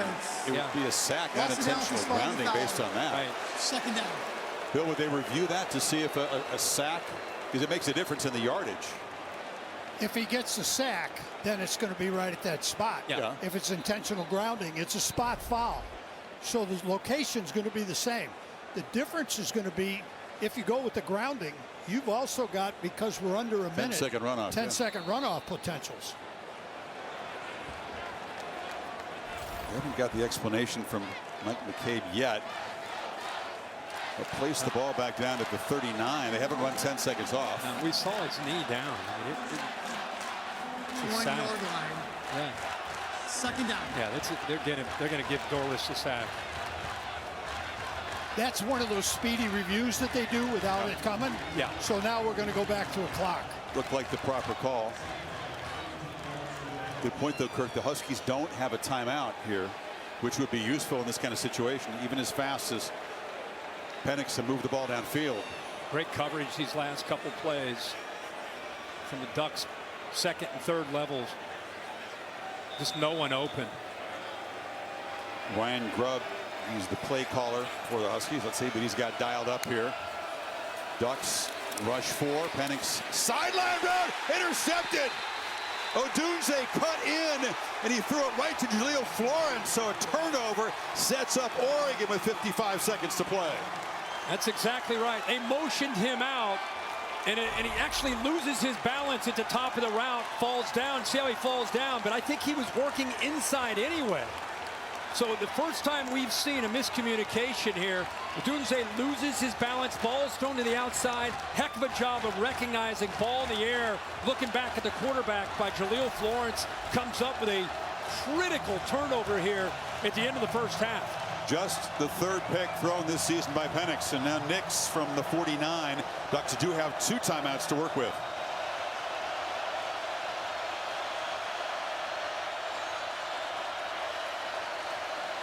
Nix rolls and fires into traffic.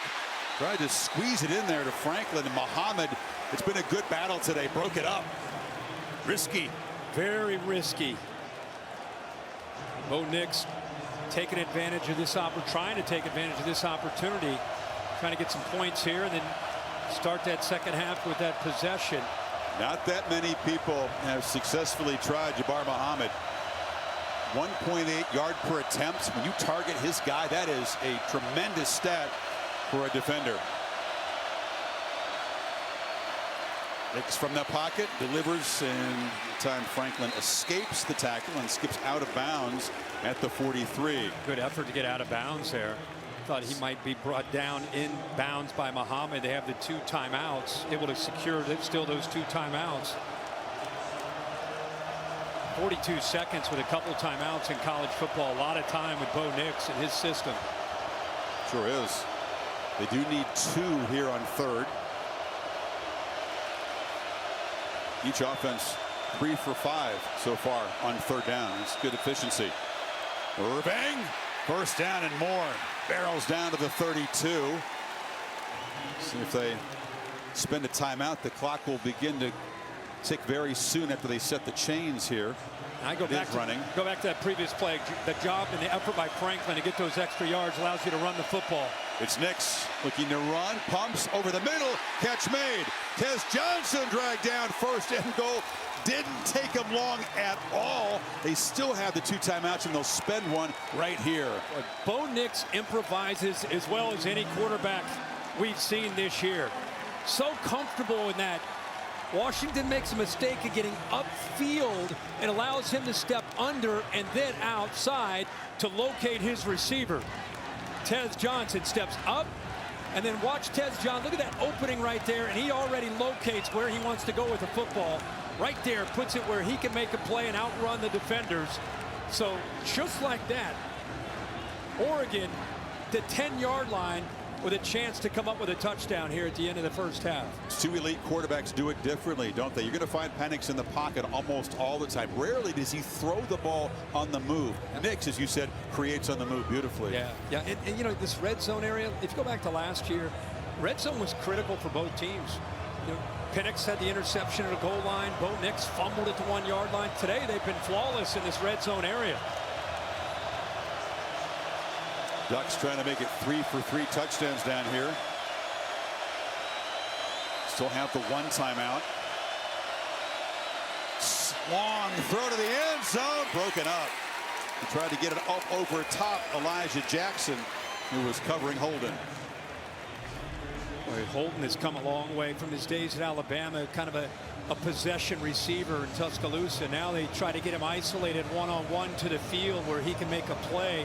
Couldn't quite get the right hand up there. Pretty good effort by Jackson. That's a tough play to make as a corner. Beaten a couple times for touchdowns in the win over Arizona the last game.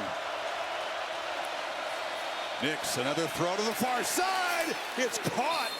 Tez Johnson grabbed it. Boy, hunting down an interception was Michelle Powell. Dangerous throw. Dangerous throw out into the flat, just a beat late too. I thought there was a potential that Powell might step in front of that, but give Bo Nix credit. What a strong throw to the outside. Interesting strategy here, Kirk. Now down to 10 seconds. They still have the 1 timeout. They could try to run it. Huskies just now getting the 11th defender on the field. Nix, low throw. They couldn't take advantage of the confusion there on the Washington defense. Thaddeus Dixon, the corner, came running in very late. Yeah, and I think Bo Nix, when he got rushed out of the pocket, I think he just rushed it. He tried to get rid of the ball so quickly that he lost the accuracy and just flipped it out there for an errant throw. How about this? No field goal attempt to cut the lead to 1. Try to take the lead before halftime. 2 tight end look for the Ducks. Nix on the move, directing traffic, lobs to the end zone, heavy traffic broken up, and the Huskies get a 4th down stop. Man, there was a lot of folks down there in that part of the end zone. How about Bo Nix trying to communicate with his receiver to work to the back of the end zone? Troy Franklin just did not, he was unable to do so. He's working right here. You can see his hands. He's trying to say, hey, man, get to the back of the end zone. But look at that tight coverage. So now that's where he wanted to go with the ball. By the time he reacts, he just throws it back. He's got linemen downfield. The whole thing was a mess. They had 9 dudes in that quarter of the end zone. Holly has Dan Lanning. Well, Coach, that decision right there to go for it in that moment, what were you thinking there? We're an aggressive team. We're going to go play to win the game, right? We got an opportunity to get a touchdown. We know that's a big swing for us. You guys have been back and forth. This feels like a heavyweight fight out here. How have your kids managed the emotion and all of the excitement here? Yeah, we knew it was going to be a fight. They're a great team. We got to go out there and play 4 quarters. Thank you, Coach. Appreciate it, Holly. It's going to take 4 quarters indeed. First half of this game, kind of like the second half of last year's game. 4 lead changes. Huskies lead at 22-18. The State Farm halftime report is coming up. Better for these messages. Kevin on the gas.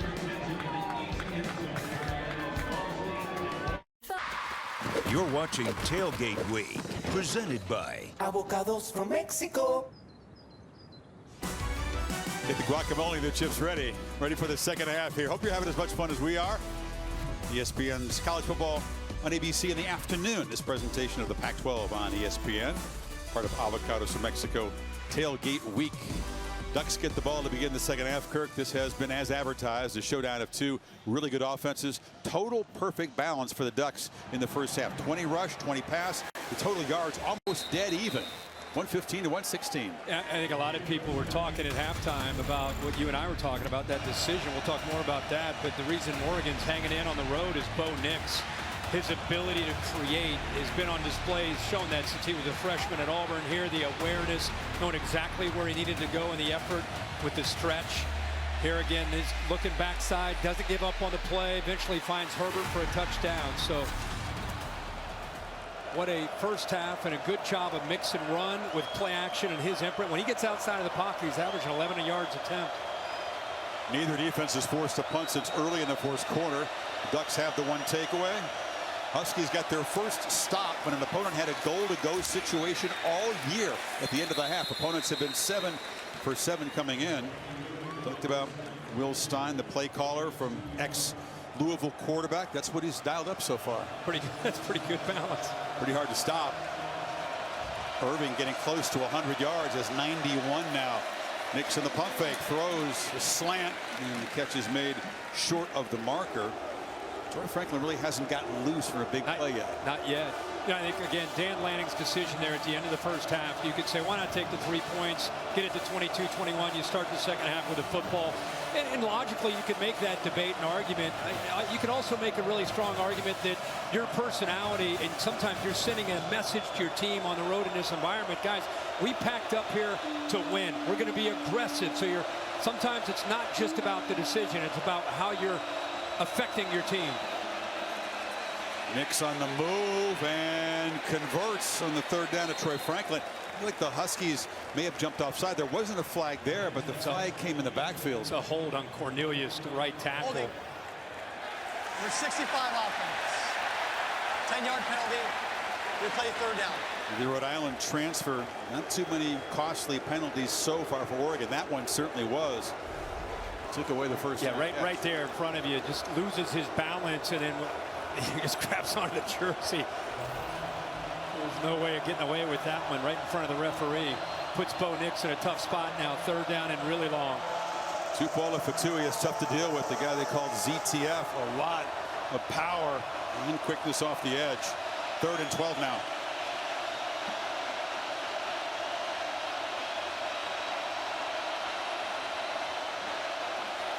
Huskies rush 4. Nix has plenty of time. Flips it down and is caught, but well short of the first down.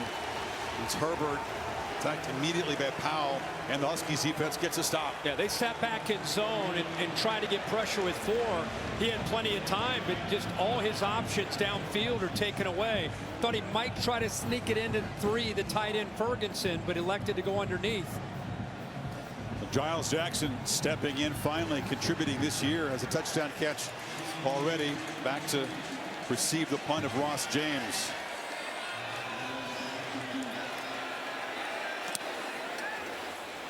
High boots. Jackson comes up and makes a fair catch at the 35. Holly, what did you learn at halftime? Well, Washington coach Kalen DeBoer said they are good up front. They're putting a ton of pressure on Michael Penix right now, something they haven't seen a lot of this year. He said they are by far the best front we have faced this season. We've got to be better. We've got to operate more quickly so that they can't get after our quarterback. He also said the last thing he said in the locker room before they came out here is we're built for this. All season long, we've been able to score, move the ball. Remember, we are built for this moment. And then he addressed the penalties. Got to be smart after the whistle. That's a good point, Holly. Penix 0 for 4 when the Ducks have pressured him today. Very efficient when not pressured. On the run. And off to Dylan Johnson, who's been almost matching Bucky Irving yard for yard today. They put a lot on you because of these run pass options. If you're committed to the pass, they're going to run the football. If you overload the box, they're going to get the ball out onto the edge. That time they were trying to stop those quick throws outside after motion, and so they were outnumbered at the line of scrimmage. Pick up 6. Johnson's got it again. He's got a first down. Stutter steps right to midfield. Huskies beginning this half the way they did the first half, grinding it out on the ground. Yeah, there's a lot of space in there, and I tell you, back-to-back plays at Parker Brailsford. The centers pulled around. They ran it to the left once, came back, ran it the same play to the right. And Brooks, or Dylan Johnson rather, again, continues to have a lot of production at that spot. He split out to the left here on first down. Penix hesitates, tries to throw a back shoulder throw. There's an obvious pass interference.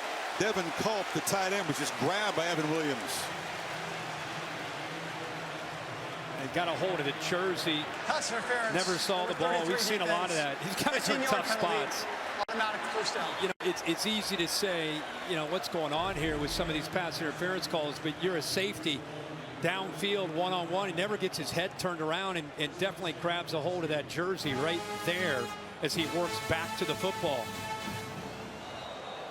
Williams determined because his brother Bennett gave up the game-winning touchdown. Game-tying touchdown, I should say.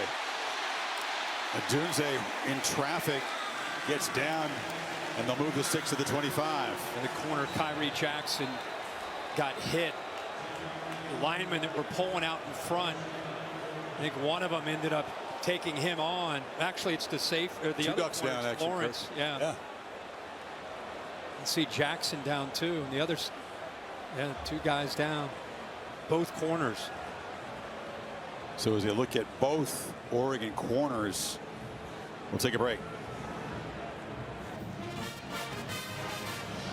Kyrie Jackson, Angelo Florence, both starting Oregon corners taken off the field, being attended to after that last play. So backups stepping in. Huskies with a first down. Johnson on the right side, knocked down. You talk about a big drive in this game after the decision to be aggressive and go for it at the end of the first half. Get the ball to start the second half, unable to come up with points. Now Washington gets the ball. They're moving into the red zone in a 4-point game, in a game that you would assume will continue to go back and forth. Now you got your 2 starting corners out. Will Nixon around the corner, running hard. He doesn't get many chances with how good Johnson has been, but makes the most there. It'll be 3rd and 2 now. Nico Reed is in, a transfer from Colorado, who's been in some. He stepped in, and Dante Manning is also in. So those are your 2 corners that are now in the game. Reed, the backup star, kind of sliding to a different position here as Penix lost for the end zone. Jump ball caught. Touchdown, Odunze. And the Huskies stretch the lead. Well, that's what you get when your corners go down. They're going to test it. You're talking about the best group of receivers collectively in the country. Michael Penix knew that they were going to take a shot, and they went to the field against 8. Manning, he's trying to use his hands. He's trying to get in position, and actually wasn't in bad position. But Odunze, like he's done all game and all year, adjusts back to the football thrown by Penix. 3 touchdowns by Michael Penix to 3 different receivers. Odunze now over 100 yards with his 7th catch. You know, in the way they're running the football, you could sit there and say, why in the world are you leaving those corners on islands? But they've got to be concerned about that run game. So the corners in this system are on islands a lot. And the extra point by Gross kind of bends through. And the Huskies strike to build the lead to 11 early third here in Seattle. Curtis Wilson with the Allstate bus logging some miles, some ballast here to Seattle. Kirk, for your Allstate Good Hands play, I'll just look away for a moment. Yeah, as a CU alum, you need to look away. It's been a magical season, at least early in the year for Colorado. They were up big. They're up 29-0. But Alec Iomanner, 294 in the second half alone, including that catch. Unbelievable. Stanford has really been struggling, but they get a big win last night. A lot of people probably were asleep when that game was going on. Yeah, not me. Travis Hunter there, who came back, played two ways. After missing a few games, he got mossed there. He got worked over pretty good. Yeah, entering last night, FBS teams down by 28 or more in half. We're 0 for 248 since 2019. Stat. Yeah, that's just a stat. They're now 1 in 248. It's a setback. Holly, what do you have? Well, guys, one corner, Kyrie Jackson, looks like he can return to this game. They have looked at him and treated him for a left shoulder issue. They've put a new girdle or brace under his uniform. They've given him his helmet back, and he looks like he can return. But in the tent still is Jalil Florence. They are looking at his right arm, collarbone, and neck area. Don't have word yet on if he'll be able to return or not. It's good to see him get up from that hit. Both those corners went out in critical time in this game, and Penix and that Washington staff took advantage of it and got it to one of the top receivers in the country, and Adunze, who adjusted back nicely for that touchdown. Bo Nix and the Ducks must respond here. Down 11 with their defense struggling. That's been really their best weapon today. Bucky Irving gets closer to 100 yards with that 6-yard pickup. Yeah, he has really had a big game, and I don't think you're going to see Will Stein and Bo Nix change their attack at all here with 10 minutes to go still in the third quarter, down 11. It's about running the football, quick throws to the perimeter, play action, and eventually taking some shots. Irving again makes a cut. I agree, you don't change your approach, but you better change the result, because if you give the ball back to Penix, you're going to be down perhaps 18. Yeah, this offense. And they know that. Now. You know, they know that. Face a 3rd and 2. Jordan James into the football game at tailback. Irving is out. Place is coming alive now. Sure is. The students, that left end zone breathing down the neck of Nix.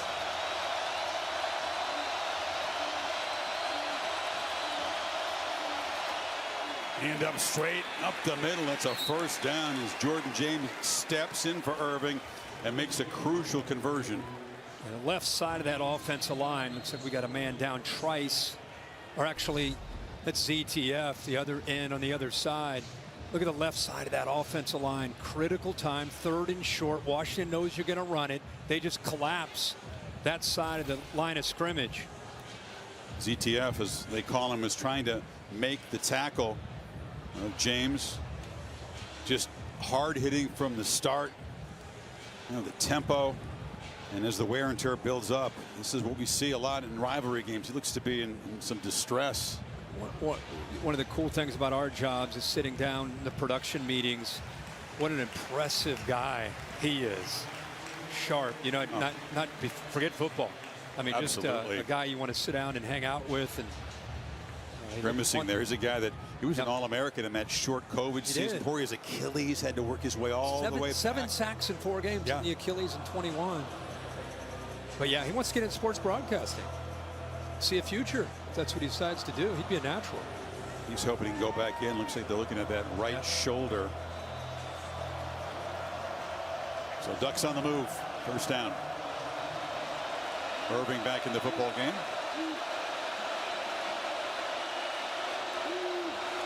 They fake it to him. Nix scanning downfield, backpedaling, and checks it to Bucky.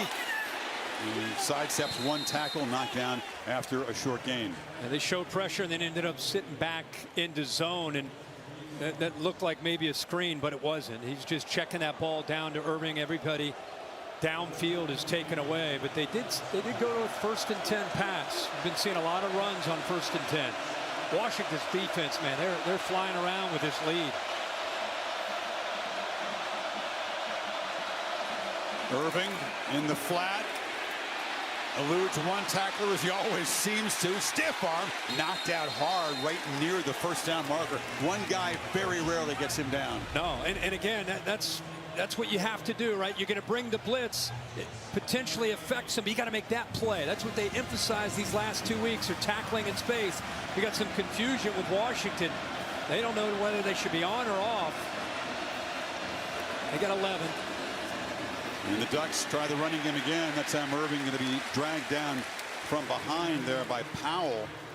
Missed tackles were a problem against this Oregon offense a year ago, way more than they usually have. Irving will do that to you.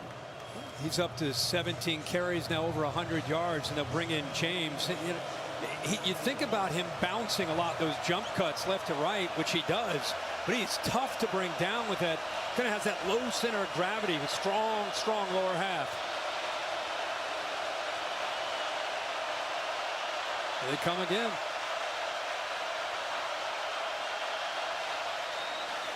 Next pump fake into the secondary. Ferguson was turned loose a bit, and he's got the gain to the Husky 25. That's really good maturity. Bo Nix knew that pressure was coming off to his right, so little stock block, no one there. Just put it behind the corner in front of the safety against this zone defense. 19-yard gain running on first down. This is James into heavy traffic. Tupuola Fatui over the sideline, grimacing, wanting to get back in there. He's an impact player on the edge. College game day off to Columbus. Huge one. Nittany Lions and Buckeyes. Penn State believing they are the best team in the Big Ten. Michigan making a strong case too. What a scene this morning at 6 a.m. local here in Seattle. They were fired up. 2nd and 9. Nix. Irving makes the catch again, eludes the first tackler.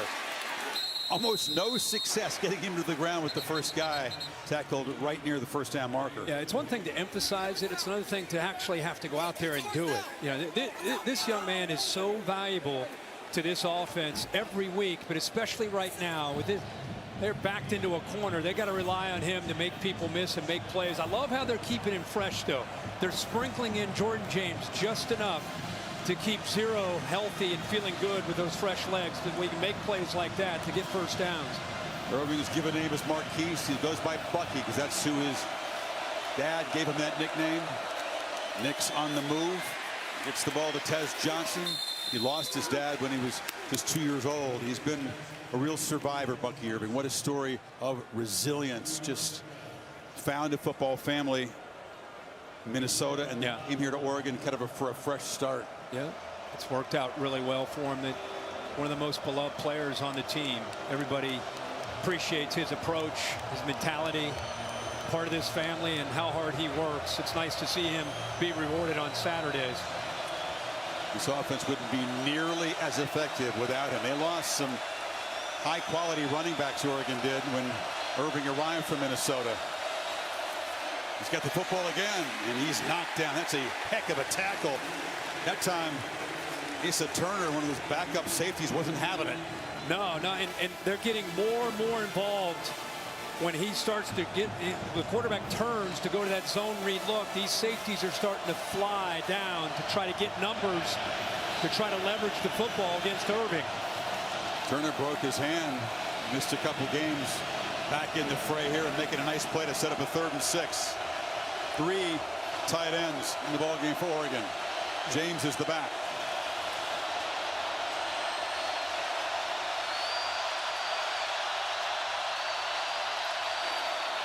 James has it, but he doesn't have first down yardage. They try to run. Another 4th down. Here we go again. Went for it at the end of the first half. Walked off with Holly Rowe and said, hey, we're here to win. We're here to be aggressive. Here he is again with a chip shot field goal attempt to try to cut into the lead or go for it and be aggressive.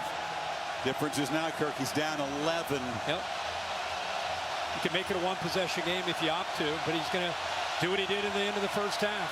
Yeah, this situation's been a real weakness of this Husky defense coming into this game. Didn't have a single goal-to-go stop, trying to make it back-to-back. He's got the one-on-one matchup up top if he wants to take a chance. First down at the 5 is what they need. Throw instead inside the 5. It's low. It's incomplete. Didn't quite get it. Elijah Jackson was in coverage against Franklin. Huskies get another turnover on downs. The ball's thrown low and away, and that right arm by Jackson getting in there. Great location to put this football low and away. It actually got through. Went through the arms there of Franklin. Huskies take over, up 11. It's a beautiful day in Seattle. Goodyear providing the aerial coverage. Road tested and game ready. Are you ready for the road? Goodyear, more driven. Huskies with another 4th down stop. They've stopped Oregon drives at the 3 and the 8-yard line. Penix looking to throw from his end zone. Launching downfield. Odunze couldn't quite get it. Running with him in coverage was one of the backup corners, Bridges. They beat Manning 8 for that touchdown. Remember, both Florence and Jackson went out, so we saw Manning come in and Reed. Now Jackson's back in the lineup, and they go to Bridges, who's got great length himself at 6'3", but right away, they go right after it. Talk about awareness to personnel. Talk about getting pressed into duty and trying to cover a dude who's going to be a problem in the NFL next year. He's an NFL receiver playing college football. You see guys like that on Thursdays. Penix on 2nd and 10, pressured, gets it off, and that's Giles Jackson has been active participant today, forced out by Bridges, and now it's 3rd and 6. And they stack those receivers into the boundary. Oregon sitting back, playing zone, trying to keep it in front and rally to the football, which they do. Sets up a big 3rd down for both these teams right here, with it considering where the ball is. Sure is. Ducks defense a chance to get the offense, the football right back. Washington kind of that hard count, hard clap, I should say. They get the look at what Oregon's doing. Now Oregon's checking with Washington to get out of whatever look Washington thought they were in. Polk switched sides. Johnson came back into the backfield. 4-man rush. Penix has time. Long throw over the head of Jackson, who had kind of broken it off, and the Ducks do get a stop. Yeah, and give Tosh Lupoi a lot of credit here. They showed pressure. That's what Penix ends up seeing. So they make their adjustment. So then Oregon says, okay, we're gonna show that pressure. Then we're gonna drop out of it, and we're gonna play zone. So Penix expecting those backers to come. They end up dropping out, soft zone, and all he could do was throw that ball away. So the cat and mouse game that time favors Lupoi and Oregon. Jack McAllister to punt it away. It's a low boot. Tez Johnson watches it bounce in front of him, and it actually bounced off one of the coverage men and out of bounds. They'll spot the ball right near midfield. Now a quick word from Cheez-It. I'm RG3Z. See you next time. Right, hey, who changed my name to RG3Z? Me? It's a great combo. Like college football and Cheez-It, you like? You cheddar believe it. And how will college football fans feel? They're gonna be feeling the cheesiest! Woo! Bo Nix trots back out. Remember before the game, Jeff Bassett said, we'll get that ball back for you. That was an important moment for Oregon. Yeah, and I think that had a lot to do with why you see Dan Lanning go for that. Puts Washington's offense deep in their own territory. You get the 3 and out. Now you start at midfield here for Bo Nix. Punt not very good, just 38 yards. And Nix to Tez Johnson. It's a block around the edge. It was Herbert out there throwing a block. Holly, what do you have on ZTF? Well, Zion Tupu-Olafetuai is over on the sideline right now. He was trying to see if this right shoulder was okay. He's already wearing a big harness on that shoulder. He's been doing downward dog planks, trying to get that activated. It looks like he is going to try to run back in now. The yoga physical therapy on the sidelines there. Thank you, Holly. Yeah.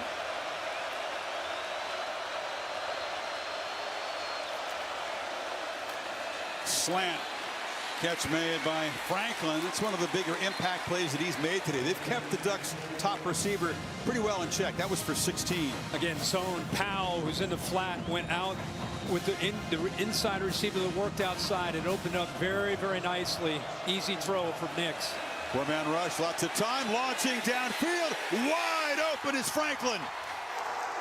Well, he waited a while to make a huge impact play, but that was it. 30 yards as the Ducks cut into this lead. Yeah, that's an example of playing a cover 2 look, and it's easy to look at the safety because he didn't get over, but the corner does not jam the wide receiver at the line of scrimmage to slow him down. We'll give you a look here after this. Looks like a 2-point conversion attempt for Oregon. Each offense has successfully executed a 2-point play. Ducks have gotten 4 this season. Only Baylor has equaled that number. A 5th would make it a 3-point game. Irving far to the left. The corner. Nix rolling to the right, throws, and it's good. Trez Johnson on a crossing route, very tough to defend, and the Ducks are back within a field goal. There you go, just like that. Let's go back to the touchdown. And if you're a corner playing zone like this right here, you've got to jam to slow him down to give your safety time to help you over top. Watch how this unfolds here. He just does not get his hands on Franklin at all. He whiffs, and by missing, Nix is able to get the ball behind that safety. So it's easy again to look at the safety and say, why didn't Hampton get over? But the miss right there by the corner is what allows that play to unfold for Oregon. Good recognition, great accuracy by Bo Nix. Said, man, you got to help me out, man. You got to help me out. Had great field position, Kirk, from midfield. It took 52 seconds to score. And here's Johnson, just very, very tough for a defender to stay with him on that. Yeah, absolutely. Both these defenses were being tested. I mean, you imagine what this fourth quarter is going to be like. Minute 36 to go here in the third. Just when you think Oregon's on the canvas and are they going to be able to get up, they go for the conversion. They don't get it. Defense does their job. Great field position at the 50. Go right down and put a touchdown on the board and a 2-pointer. And in the blink of an eye, they're down 3. Ducks have run 16 more plays today, and they've run 27 plays in Husky territory. Field has been tilted a bit that direction. If not for those 4th down stops, Washington would be behind at this point. And it'll be a touchback. Kind of a haunting image here in the crowd today. This character they call Slappy. New series Goosebumps. Streaming on Hulu and Disney Plus. Slappy's everywhere here in Seattle. Saw him this morning too. He's locked in on the game. It's an intense look. All right, Michael Penix Jr. and the Huskies back to work now, only up 3. Cool shot there to see Penix kind of dapping everybody up before this drive, trying to provide that leadership. He's been so strong in the department here in Seattle. Pressure off the edge, gets it out. That's a smart quarterback, right? Dylan Johnson just released to the area where the corner blitz came. Easy yards. Yeah, you see that blitz, you know you got an outlet, and this time it's Johnson just right out of the backfield. Long way for the linebacker to get out there to make a play on it. Talk so much about Bucky Irving. Want to continue to talk about Dylan Johnson and what he's meant today to Penix in this Washington attack. Again, 6 yards of carry, involved in the pass game too.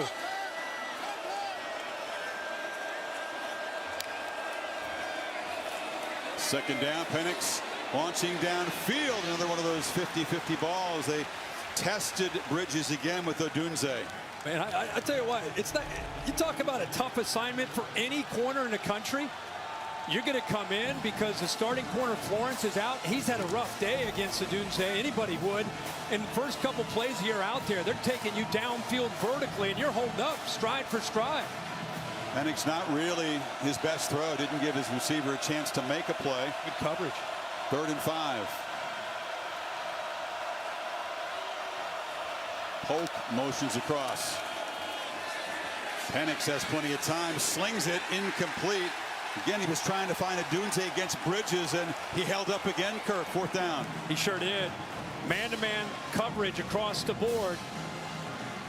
I think he wanted to get the ball to Polk, who's in motion, who's going against that safety. You see how he looks right, but there's nobody open. Tight coverage as they continue to mix zone with man, trying to create hesitation for Michael Penix. Bridges again in for Jalil Florence. He's a long corner, 6'3", long arms. They got a few of them on that Oregon roster. Yep. He's holding his own so far. Tez Johnson to receive the punt from McAllister, and he backs up and makes a fair catch at the 20. Final minute of the third quarter. Ducks back to work down by 3. Tuesday on ESPN, NHL doubleheader. The Lightning visit the Sabres in Buffalo. And 10 Eastern time, the Kraken from downtown Seattle will host the beloved Avalanche. I'm at Beloved. 3 miles south of here. Both games on the ESPN. For some, right? I speak only for myself. Have you seen Connor Bedard yet? Yeah, he looks about 14, doesn't he? But how much fun is he to watch, though? The hands and his stick, I mean, he is incredible. 18-year-old Blackhawks phenom.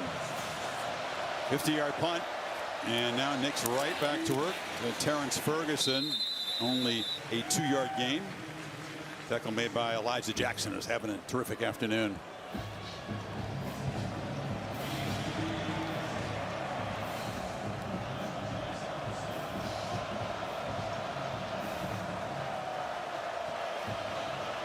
It's really good to see the veteran leadership of these quarterbacks. Nick's start number 53. Nothing he hasn't really seen or experienced. Directing the offense. Give it to James. Bouncing out near the 30. Brought down by Trice. It'll be 3rd and short. The final play of the third quarter. The Ducks trying to make up a 3-point deficit. What more could you ask for in this bitter rivalry? End of 3 in Seattle. Ducks and Huskies battling. Back after this message to the word from your local ABC station. Crowd singing along to Purple Rain at the end of the third quarter. Student section here is legit. Taco Bell Live Más Student Section of the Year. Huskies a contender. Download the Taco Bell app to learn more. The All-State Playoff Predictor taking a look at what percentage of the chances each of the Power 5 conferences have of sending a team to the playoff. Remember, for the Pac-12, it's been a drought. These are the only 2 programs that have been to the playoff in the CFP era, but last 6 seasons have been empty. After they made it 2 of the first 3, 70% this year is the best they've had. Just the sheer multitude of teams up there. And as we sit here at the halfway point, you look at all 5 of these conferences, you could really see teams navigating their way through and potentially having a shot. Somebody could be left out that's deserving of being in there. Florida State fans saying, wait a second, what about us? Oh, yeah. They're undefeated. The ACC sure. not giving North Carolina. Yeah, they're undefeated. Here we go. First play, final quarter. James off the left side breaks a tackle, and he's brought down at the 37 at Fabiculanen. Holly? Well, both teams are coming off a bye week, but Dan Lanning of Oregon decided it was going to be a work week. He actually got a hold of the Washington schedule and noticed they were only in shells 1 day. His guys were in pads 3 days. He said, I challenged each guy to work and get better at one thing. For Bo Nix, it's timing on deep throws downfield. For Bucky, it's his feet in the hole. They wanted to work. We'll see if it pays off in the 4th.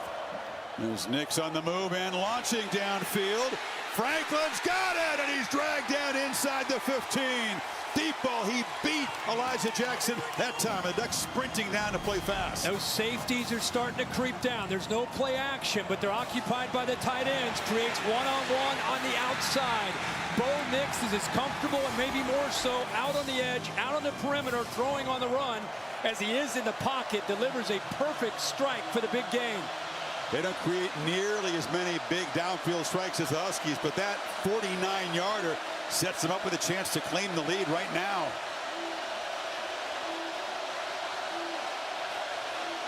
Noisiest part of the stadium for visitors. Irving drives forward for about 3. That left side doing a good job of point of attack, getting a good push. I'd throw Herbert in there. Patrick Herbert doing a good job helping seal that edge. Nixon rhythm now, Kirk, in that third quarter. 11 of 12. And the touchdown for 104 yards, picking right back up at the beginning of the fourth quarter. Remember, they've been down in the red zone 4 times today, only the 2 touchdowns.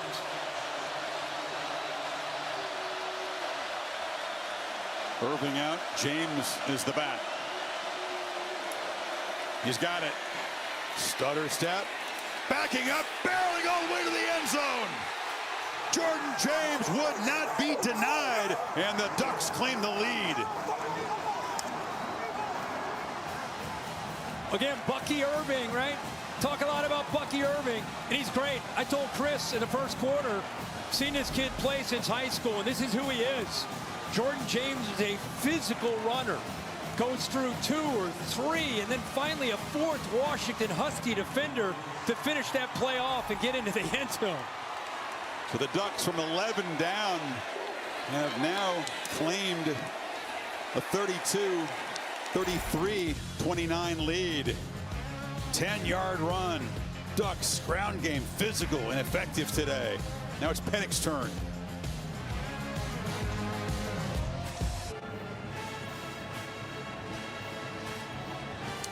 The rankings brought to you by AT&T 5G. No trouble for the teams at the top of the poll. 4 routes, and Penn State just clobbering UMass.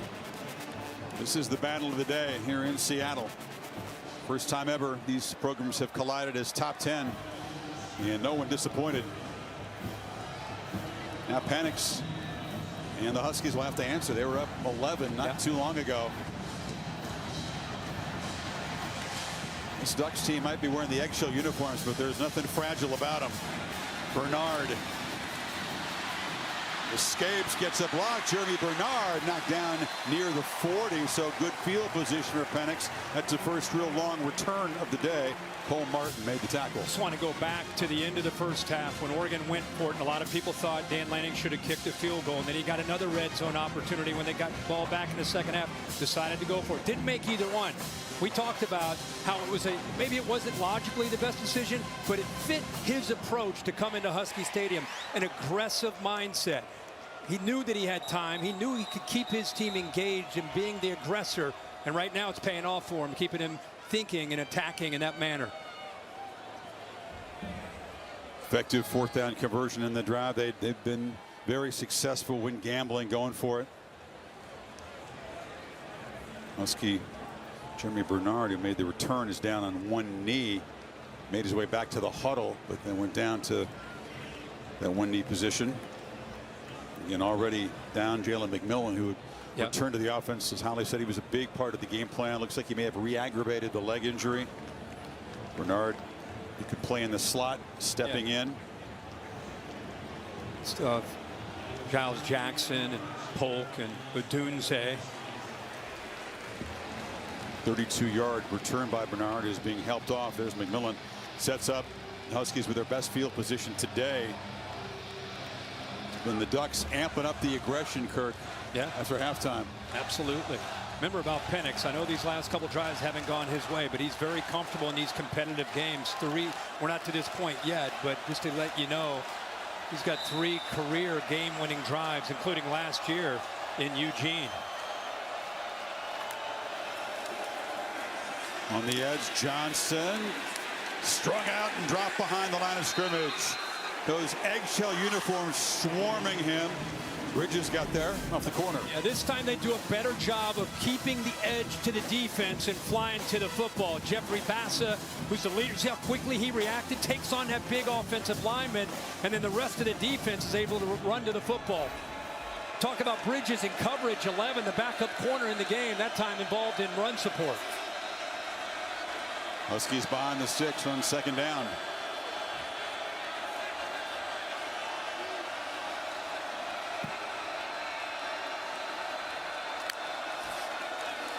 Play fake. Penix looking downfield, fires across the middle, and the catch is made by Jalen Polk right near the marker. They'll move the 6 at midfield. Now this attacking the linebackers in coverage right here. Tight.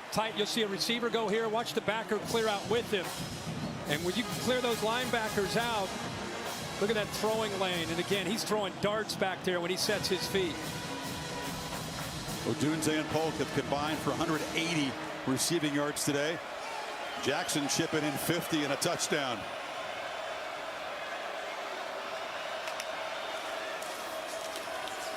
Johnson patiently picks his way to the edge, takes a big shot after a 2-yard gain. On the stop. Yeah, I was going to say about Bass. We talked about how he's become a real leader for this defense and a communicator. He's been tested today in a big way, but his story's amazing. You can go way back when he was a young player, he's a safety. 195 pounds, had a hard time putting weight on. I know you, Chris, you had a chance this week to catch up with him too, and him to be from 195 up to 220, now playing in there where those big boys are, testament to his resolve and just his want to be in that spot. Fanciest dresser on the team. He wants to have a career in fashion when he's done with football. Penix delivers a throw. Polk was in the area. The throw very much affected by Basso and the pressure there. Yeah, dialing it up, continuing to be aggressive, true to who they are. Betcher also in there. So kind of a delayed blitz.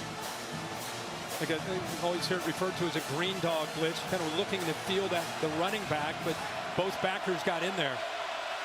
All of a sudden, it's the Huskies feeling some urgency on 3rd and 8.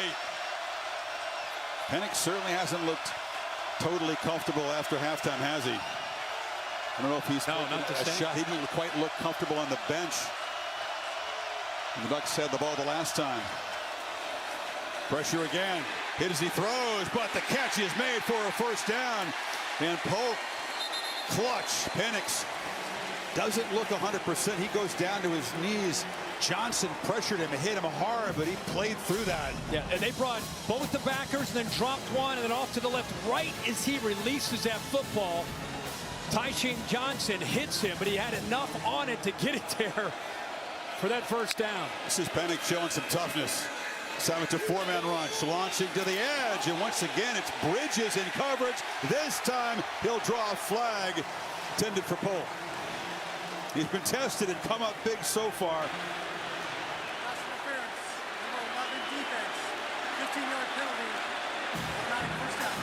And they keep the call. Yeah, they keep going after the corner who's in there for Florence.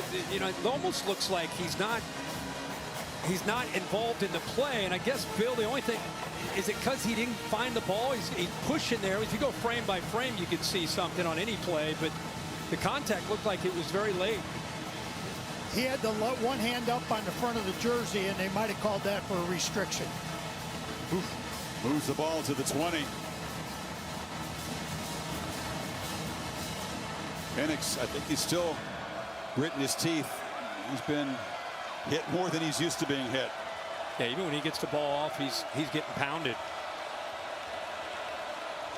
And he'll take a timeout.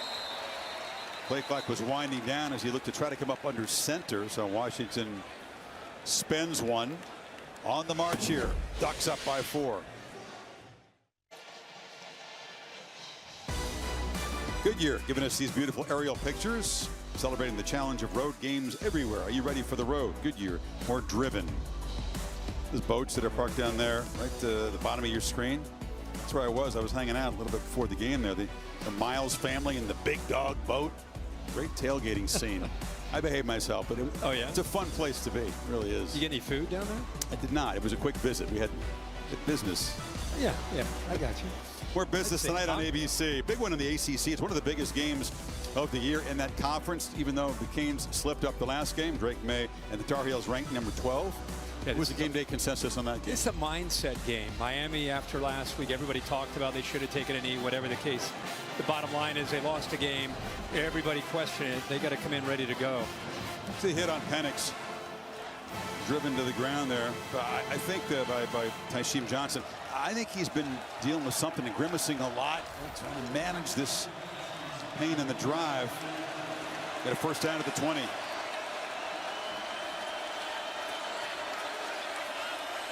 Rarely is being under center today. You pitch it to Johnson, who makes a cut. And couldn't quite get the edge. That was Bridges in space making a nice play. Yeah, I mean, Bridges is continuing to make plays. They test him downfield. I know he had the one pass interference call, but matched up a lot of times man-to-man against Duce back into the boundary. Now matched up with Jalen Polk. At that time, good job in making a play in space. It's the running game at Dylan Johnson. Fresh bodies for Oregon. Let's see if they test him again. It is Polk off to the left. Dunze goes in motion, and he's muscled out of bounds. Incomplete. Brandon Dorless Came in off the edge. Third down. So this gives you an example how they move Adunze. I know it didn't work out, but he's lined up here trying to hide him. You motion him. Look who follows him. Not a corner. Safety comes down. Look where he wants to go right away. Just doesn't have any room to work back into the boundary. No space, but very favorable matchup. One of the best receivers in the country against Evan Williams, a safety who's really never asked to be in man-to-man. Needs 6 on third. Whereas Kalen DeBoer have a decision to make. Penix from the pocket, lofting to the end zone. Over the outstretched hands of Giles Jackson, who had a step. Penix was knocked down at the throw.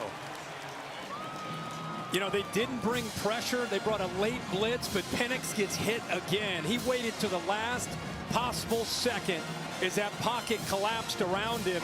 And then he put it up into the air as high as looking. Wait. Gets hit both in the front and the back. Puts it up into the air, and Jackson unable, just misses coming down with that one. Amuvai and Purchase sandwiched him. No field goal attempt. Need 6 to keep this threat alive. Pressure comes. Penix delivers. Caught. First down and goal. Giles Jackson coming up huge in his welcome back game. Yeah, he's stacked up. Has some space to work. He gets behind Polk. And at the top of his route, he gets really good separation from Johnson to nickel. 8-8 on 4th and 6. Can they punch it in to claim the lead? Johnson picks his way, takes a shot, leans, and scores. What a way they're going to spot him short. They spotted him short. I thought he had enough to lean across. I don't rule it a touchdown. Chris, I'm with you. He hits the safety, Evan Williams, right there. Keeps moving those legs and then extend. Oh, the ball comes out. Oh, so he is short. He is short. He was poised to score, but the ball came out and hit the ground. He fell on that just short of the goal line. Good job by the officials there. Well, we saw Jordan James for Oregon have a similar run where he punched it in and got into the end zone. And this time, Dylan Johnson, you can see there's Penix again, kind of grabbing his midsection. Replay is taking a look at it just to confirm it. Look at the progressive pylon cam here, just to be sure. He's fortunate the ball bounced right back up. He's going to stretch across, and then before he could reach the ball, he got punched loose. Knees up, ball's out. Here's the interesting thing on the call, though. As he recovered the ball, when does he get firm control of the ball? Oh, if that ball still slid forward and then he gets control, it's a possibility we have a touchdown. Oh, here you go, Billy, right here. This is a good one for you. What do you think? We're going to see the ball start to roll up. Now, there it looks like he's got firm control. Yeah, I think they're going to mark it short. By the way, how about Steven Seven punching that ball loose at the half-yard line? Great effort. Sure was. Last-ditch effort. Penix, you could see as he walked over to consult. They review this. It's not a timeout taken. He's dealing with stuff. This is just Michael Penix, who's been dealing with injuries his whole career at Indiana. Comes here, he stayed relatively healthy. His toughness is unquestioned, and it is being put on display in this game today. Anybody who knows how to deal with injuries, it's Michael Penix. The 2 ACLs, the shoulder problems that he's had, and healthy today, but playing through some pain. Dylan Johnson right at 100 yards for the day with that carry. His first career 100-yard game. Football length away from the lead here.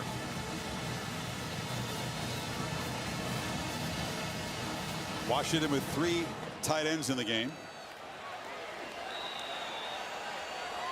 Would not bet against number 7 getting the football.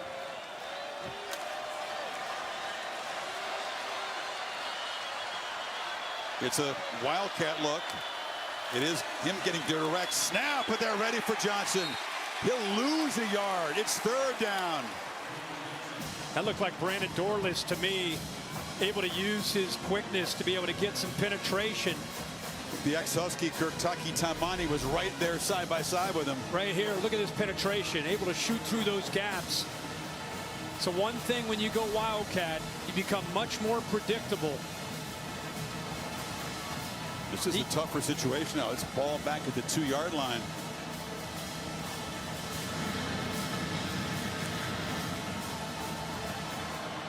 Penix under center. Westover, the tight end, is in the backfield. Culp in motion. Johnson on the pitch. Makes a cut, fights, takes a shot, reaches. He's short. Bridges was over there in the stop. It's 4th down. Back where they were a couple plays ago. Tyshee Johnson, for this area 0, for a nickel back, a slot corner, he is really a physical player. Helps out trying to keep the edge, allows the rest of that defense to fly to the football, let those safeties get downhill, get off blocks. Johnson kind of spun blindly and reached for the goal line. He said, I don't know where I'm reaching, but I'm trying. Here we go. How fitting it is, rivalry game, a goal line stand late like this. And Tybo Rogers is in the ball game to the left of Penix. Rogers has it, but he stopped short. The Ducks rise up and make a stop. Taimani, the ex-Washington player, no love lost with his former teammate, says, you're not getting in there. The right side of the offensive line collapsed down. Look at the blocks down here. Frees up the backer to be able to come off behind those blocks and make that play in the hole to deny the Huskies from getting into that end zone.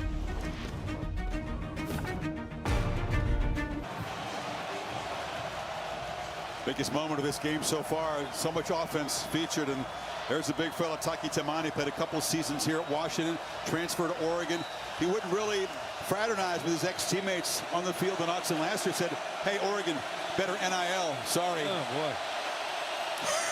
He lost that game at home, trying to come up here in his first game back and return the favor.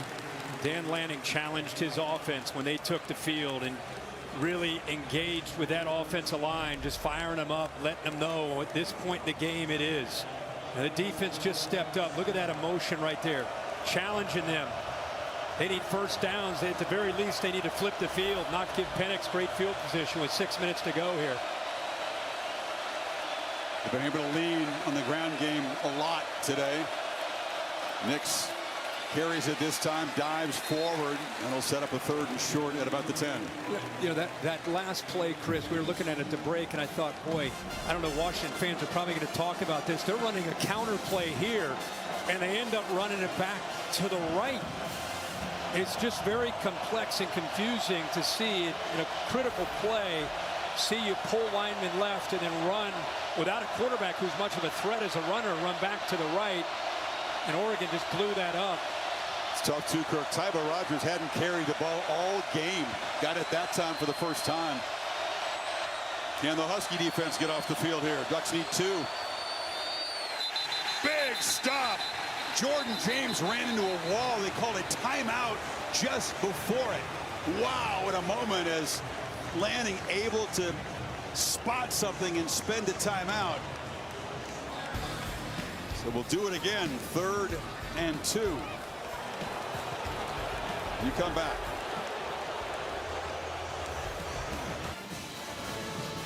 Ducks trying to snap a 12-game winning streak for Washington. You saw a quick shot of Will Stein there, young offensive coordinator. Where's that camo hat? It's weird when the OC looks younger than the quarterback. Ex-quarterback at Louisville calls the game from the field. Which 34 years old. Said, you know, as a player himself at Louisville, he went through 4 offensive coordinators that allowed him to really relate to what Bo Nix has been through between Auburn and here. They didn't like the look on that last play, and let's spend a timeout. Let's see what they got here. It's Jordan James in the backfield. Nix on the roll, finds the tight end Ferguson, and they keep the drive going and can chew on some more clock. Yeah, motioned him out to where those 2 receivers were, and in man coverage, he uses those 2 receivers as a screen to get out into the flat. Made it very tough for Washington to get out into the flat with him. So anticipated man coverage, called a man beater, used that motion pre-snap. Great execution there on a big 3rd down late in the game. Talked about late game heroics for Penix. This is not a game-winning drive, but it symbolizes the kind of thing Nix has been able to do in his career. 7 game-winning drives between Auburn and Oregon. When earlier this year against Texas Tech, Jordan James on the carry. This is incredible clutch opportunity for him to execute here and perhaps run this game out. Yeah, we've seen him step up. We got a lineman down from Oregon. Could be the center. Yeah, it is. Jackson Powers Johnson. Great to see. He said, "Get out of here. Do not come out here. I'll play through it." And they did attend to him, so he's going to have to at least come out for a play. You got to admire that he wants to stay, but he is the center, so it's a big deal. Yapani Laulu is the backup center. He's been playing some at guard today. He's a true freshman. Now he'll have to come in at least for a snap and play center. Keep an eye on that lower leg, just kind of gets rolled up. Every lineman's worst nightmare when you see that. But Chris, I think Jordan James, boy, I mean, Bucky Irving's the star, but it's pretty nice when you go from Irving to James, both averaging collectively about 6 yards a carry.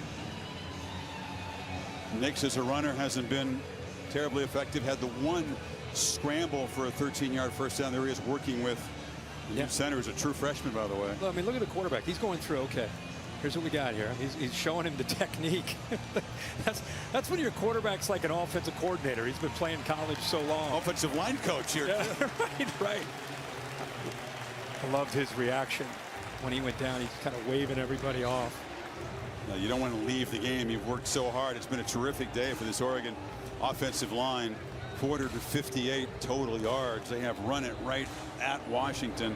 Now you got a true freshman in a pressure position here, Kirk. Snapping the ball. And again, yeah, he's been playing some today at guard, but now for at least a snap to see how long he's out there. And let's see how the snaps are. Big 325-pounder from Honolulu. Irving back in the game. Clock moving again. Keeper, pump fake, and he'll be dragged down near the line of scrimmage. No gain, and a third down coming up. Tuitele got him. Tuitele with a good play there. That's a tough ask of a big man. And Jackson Powers Johnson runs out onto the field, so he's back at center. Husky crowd doing its best to make it tough on the quarterback. 3rd and 4. They love to get Nix out on the edge here. He's got the option as a threat, as a runner, and also a thrower. They're going to call another timeout. Thought maybe he was just using a lot of the play clock, but there was some confusion. Another one of those crucial 3rd down plays. How big is this series? Dan Lanning's saying this is it, man. We got to work this clock down and try to secure victory in 4-minute offense. How fun has this been, man? The focus coming in, rightfully so, on the 2 Heisman contending quarterbacks, all the playmakers. But, man, there have been some enormous moments in this game that just come down to pure physical play in the trenches. No doubt. You know, and I think we've seen some great individual efforts by some of the running backs, the skill guys, the defense. No one really talked much about the defense coming into this game and how they could go a long way in determining who would win the football game. But we've seen some guys make some great plays and some one-on-one matchups. That was the focus really for the coaches when we met with them yesterday, was who's going to win the one-on-one matches, not just at receiver and DB, but in the line of scrimmage. Nix directing traffic here off the timeout. There's still some confusion. He's 13 of 14 with a touchdown here in the second half. Irving joined by Johnson in the backfield. And the ball lofted down the field. Jump ball catch made by Franklin. They go to their best receiver, and he comes up huge at midfield. Man-to-man coverage. They're pressuring, bringing blitz. They came in with an aggressive attitude. They came in with maybe this ball maybe was. See if he juggled this ball. First thing real good. He goes to the ground, and I don't see it come out. Franklin does. Oh, this is the look. This is the look we're going to want to see. Right arm has the ball for now. On the field is an incomplete pass. The previous play is I don't see that ball move. Chris, I didn't see that ball move at all. I didn't see him rule it incomplete. Apparently they're saying, Bill, the call on the field was incomplete. Catch made foot down, other foot down, knee down. If he's got control of the ball, that's clearly a catch. I've got a catch on it. He's got firm control. He's dead ground. Well, I saw one official give the catch signal, so another official must have called it incomplete. And let's not lose fact that is with one arm. He just caught that ball with his right arm. Maybe the play of the game, it's third down. Washington was pretty good too, huh? Great. And again, the call. Oregon came in here with an aggressive mindset. They've rolled the dice, and they probably think this is what we have to do. We're going to play and coach to win the game. And with everything on the line, they put it up to their best receiver, Troy Franklin, and my man comes down with a one-handed catch for a first down. He is extremely confident the replay is going to award him the catch that we think he made. Very quiet first half. They did a great job on the Ducks' top receiver before halftime. He only had 2 catches. Now Franklin's got, well, it's going to be his 7th catch. They've taken it off the board. It's going to be his 7th catch. He's the only one in this stadium that is as confident. I mean, he knows he caught that ball. He's like, let replay look at that one. Go ahead, fellas. Take a couple looks at that one. That's a beautiful catch. You're right. He's been celebrating this long review here. He's pretty sure. It was determined that the receiver completed the process of making the catch. Yeah. Look at it. Boy says, yeah, that's right. First down, Oregon. He's got it, man. What a play. What a call. What a throw. But especially, what a catch from the veteran, Troy Franklin. 25-yard risky throw on 3rd and 4. Or you're punting the ball and you're giving it back to Penix with a chance to win it. Now Oregon can continue to work on the clock at the very least, perhaps add to the lead. You figure they'll dial the tempo way back and use the play clock here. How's that for a second half? Pretty good.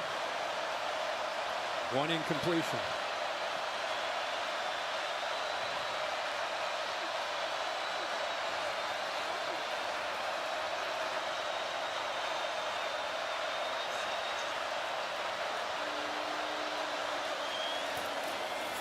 Irving stopped for no gain. Braylon Trice got him. Start thinking about Kalen DeBoer and his timeouts with his 2 timeouts. Remember, don't forget where this drive started. After Washington could not score at the goal line stand by Oregon. They were at their own 2.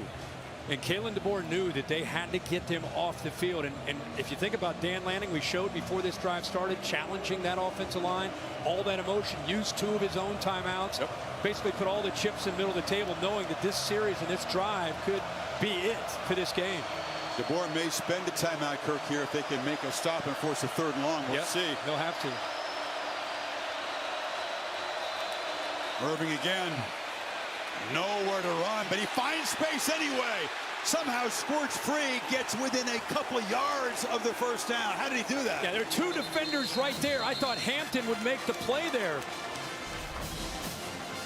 Both defenders, you talk about leveraging the football right there. You've got him, right? Lateral quickness and strength. Not only makes those 2 miss, he shakes off 2 more defenders. Now, this guy is special. The combination of he and James together, look how he's got such great balance, great vision, patience, you name it. Should have been a 2-yard gain tops. Indeed. We asked Lanning, what's the best thing among all the qualities you just named? He said elite, change of direction. That's something so rare, to be able to hop sideways as quick as he did and then keep the legs moving. And when the strength to do, to make those moves and then get hit in the process and go through it. So Penix wondering if he'll get a chance. Kalen DeBoer spends the timeout. He's got 1 remaining, but instead of 3rd and 10, which it could have been, the effort by Irving makes it 3rd and 2. And this is the game right here.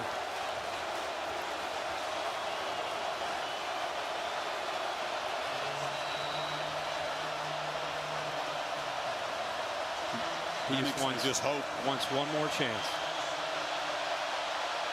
Jordan James, who's tough to tackle himself, is in the ball game. It's directing. James has it, slipped, and they stop him. He'll lose yardage. There was a little bit of confusion, Kirk, and he lost his footing on the cut. But Ale, I think, blows this play up anyway. Watch him right here. And we haven't seen this a lot, but he's able to slip off of that block by Stephen Jones. So even if he doesn't lose his footing, give Washington credit for getting off of blocks and slipping a gap there and get into that backfield. Penetration blows that play up. So they used their last time out, and Penix, in fact, will get his hands on the football with a chance to win this game. Really? I think so. By the way, the Oregon. I mean, maybe Lanning just goes for it and kills the game right here. I mean, he said we're an aggressive team. He's been aggressive all game. You're right. But you know the quarterback's lobbying for it. Oh, I love it. Look, wow. He's been consistent. If nothing else, he's been consistent the entire game. I mean, this is a longer attempt than the third down was. No more timeouts from Washington. A first down here should do it for the Ducks. Nix can also pooch punt. Keep in mind that's part of his arsenal. He's done it quite often in his career. Rolls out. They're going to throw for it. Incomplete. Huskies take over. This gamble does not pay off. And Penix will have a chance to win it. Give credit to Powell right here as the motion comes over. Keep your eye on this defender taking away the potential threat because he keeps outside leverage. He wants to throw this ball out here, but look at the defender taking that throw away. Really good job there. Reaction from Lanning, kind of stoic. Again, you could have sent the punter out. Maybe the Huskies are back at the 10-yard line. Instead, at the 47. Need to find the end zone. Don't have a timeout, but plenty of time.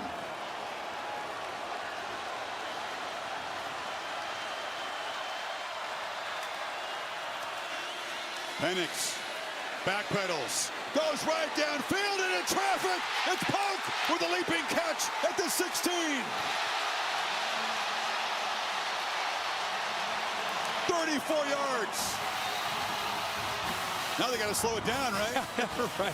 Spatial awareness to buy time in the pocket, and the accuracy once again. We saw it in the first quarter, haven't seen it since. But after getting great field position, what a throw. And what a catch here on the other side by Polk between the corner and the safety. Safety got over late. Watch this safety right here, just a little bit late in reacting. Evan Williams, just enough for him to sneak that in as Williams got over late. He wasn't open. He just trusted his playmaker, huh? I think he sensed that Williams got a late break to get to that part of the field. So by the time he got there, he couldn't locate the football. Penix got it out early to allow Polk a chance to adjust. Not sure why they stopped the play here. Oregon still has a timeout on the board. I don't know why they did stop, but it's first down, still a minute 48. If you're the Huskies, you want to take a little time before you score. Game clock now starts. Launching for the end zone. Forget being patient. Odunze! And Washington takes the lead. My goodness, what a 1-2 punch from Penix.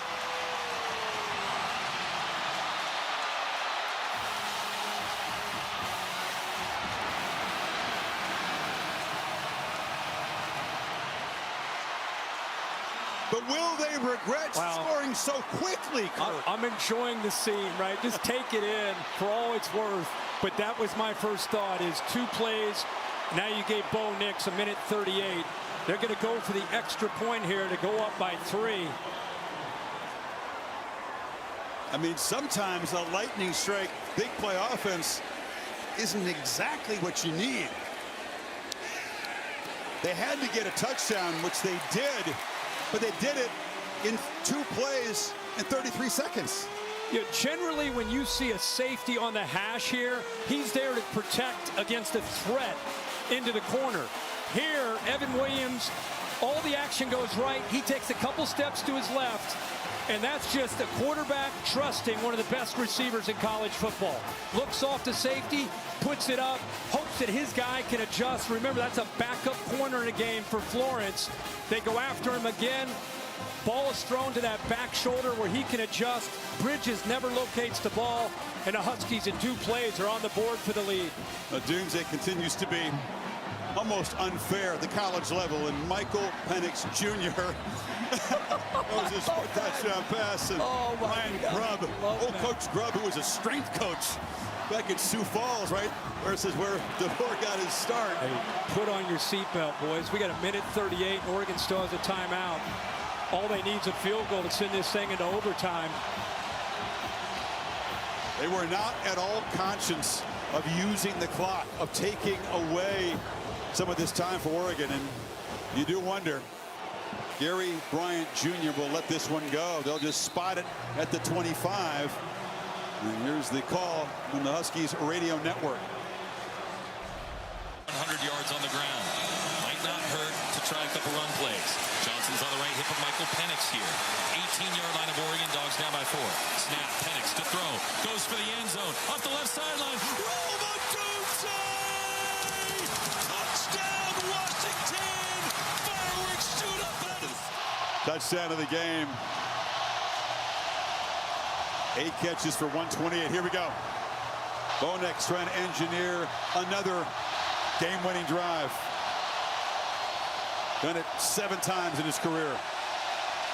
3-man rush. Ball out quickly. Catch made. And Irving, a short gain. The clock is moving. Yeah, Washington obviously just trying to keep him in bounds, willing to give up completions underneath. They've got as many as 6 defensive backs in this game, trying to keep speed and keep the top of their defense right here. No big plays. Field goal would send it to overtime. Need about 42 yards to get within decent range for Cam Lewis. Catch made across the middle. Franklin dragged down short. The clock will continue to move. It's going to be 3rd down. Washington, they have no problem with that at all. Bo Nix is going to have to get the ball downfield. Going to have to get 2 yards on these 2 plays, and they do move the sticks. Irving bursts up to the 45, getting closer to field goal range. Clock will stop momentarily. What a call there on 3rd and short. You got all those defensive backs worrying about shots downfield, pick up quick yards. They drop 8 in coverage. Nix has plenty of time, throws it underneath. Again, they give up the play to Irving. He does get out of bounds, this time at the 49. There's no flag for hit on the sidelines. Yeah, good job of getting out of bounds here. Chris, like you said, you're rushing 3. You're not getting a lot of pressure on Nix. The good news is you're dropping 8. 3 are deep, 5 are underneath. Windows are very tight for Bo Nix. Still the timeout, 36 seconds. About 20 yards, maybe 15 yards to give Lewis a chance at a game-time field goal. James in the backfield. Again, they rush 3.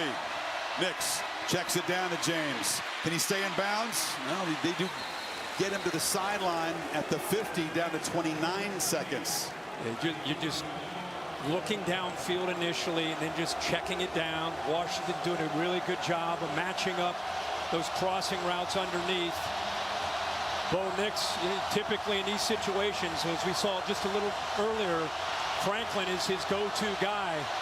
He's right now all the way to his left. He just kind of directed him. 3rd and 4, still need about 15 to 16 yards to give Lewis a better chance. Catch is made. Johnson skips out of bounds. It is a 1st down for Oregon. What a good job. I think he looked Franklin's way, but Franklin cleared the coverage with him. Took Jackson, opened up a nice vacancy there to his left flat. Made a nice accurate throw. What poise right now being demonstrated by Bo Nix with all that's at stake here with 23 seconds to go.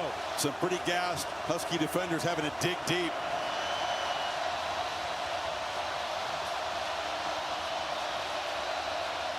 Nix again against the 3-man rush. That's too easy. They squeeze the ball into Terrence Ferguson, and they're already in field goal range now at the 25. Ferguson clutching at his right knee. Chris, look at this. Look how quick. I mean, I think he just aborts the play and says, I'm just going to get it to the tight end. Throw it to him right now. Let him go. Yards after the catch. Crowd is booing. I'm not really sure what the tactical advantage would be. They do have a timeout. And now you wonder, Kirk, as he's grabbing the back of his leg. Well, first he grabbed the left knee, then he went to the right knee. I don't know. I'm not sure which knee's injured there. In any case, the Ducks potentially could take shots at the end zone and think about the win. Hey, and guys, because it was a first down in bounds, that stopped the clock. So there is no 10-second runoff potential here. Okay. Because we had another item stop the clock. Okay. But it's ready for play, right? As soon as they get him up and off the field? Yes. We'll go ready for play to start the clock. I don't know. Again, if you're Oregon, do you really want to give the Huskies defense a breather? If you're questioning the motives of what he's doing. And there is Cam Lewis. Man, he's been around for a long time. 5th year that he's been the starting kicker. He's made 43 career field goals. The longest is 49, but they're well within his range now. Let's just step back for a second. You think about 2 5-0 teams, both ranked in the top 10 for the first time in rivalry history. 2 Heisman quarterbacks giving us all that they have here in this 4th quarter. And we're close to potentially sending this thing into overtime. Knicks 6 for 6 on this drive.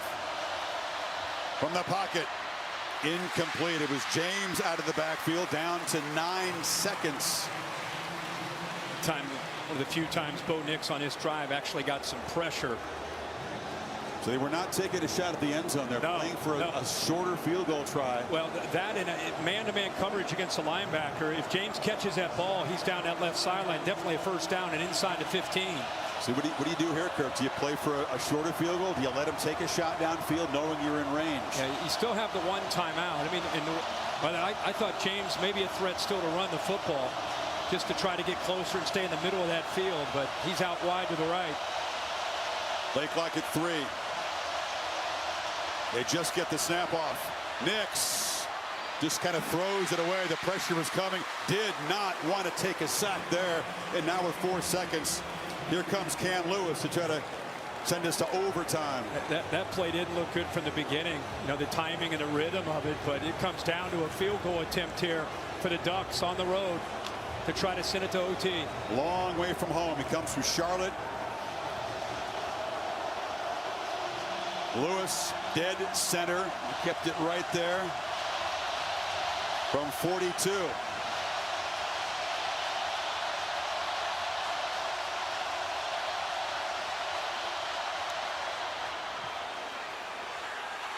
Missed it! And the Huskies survive!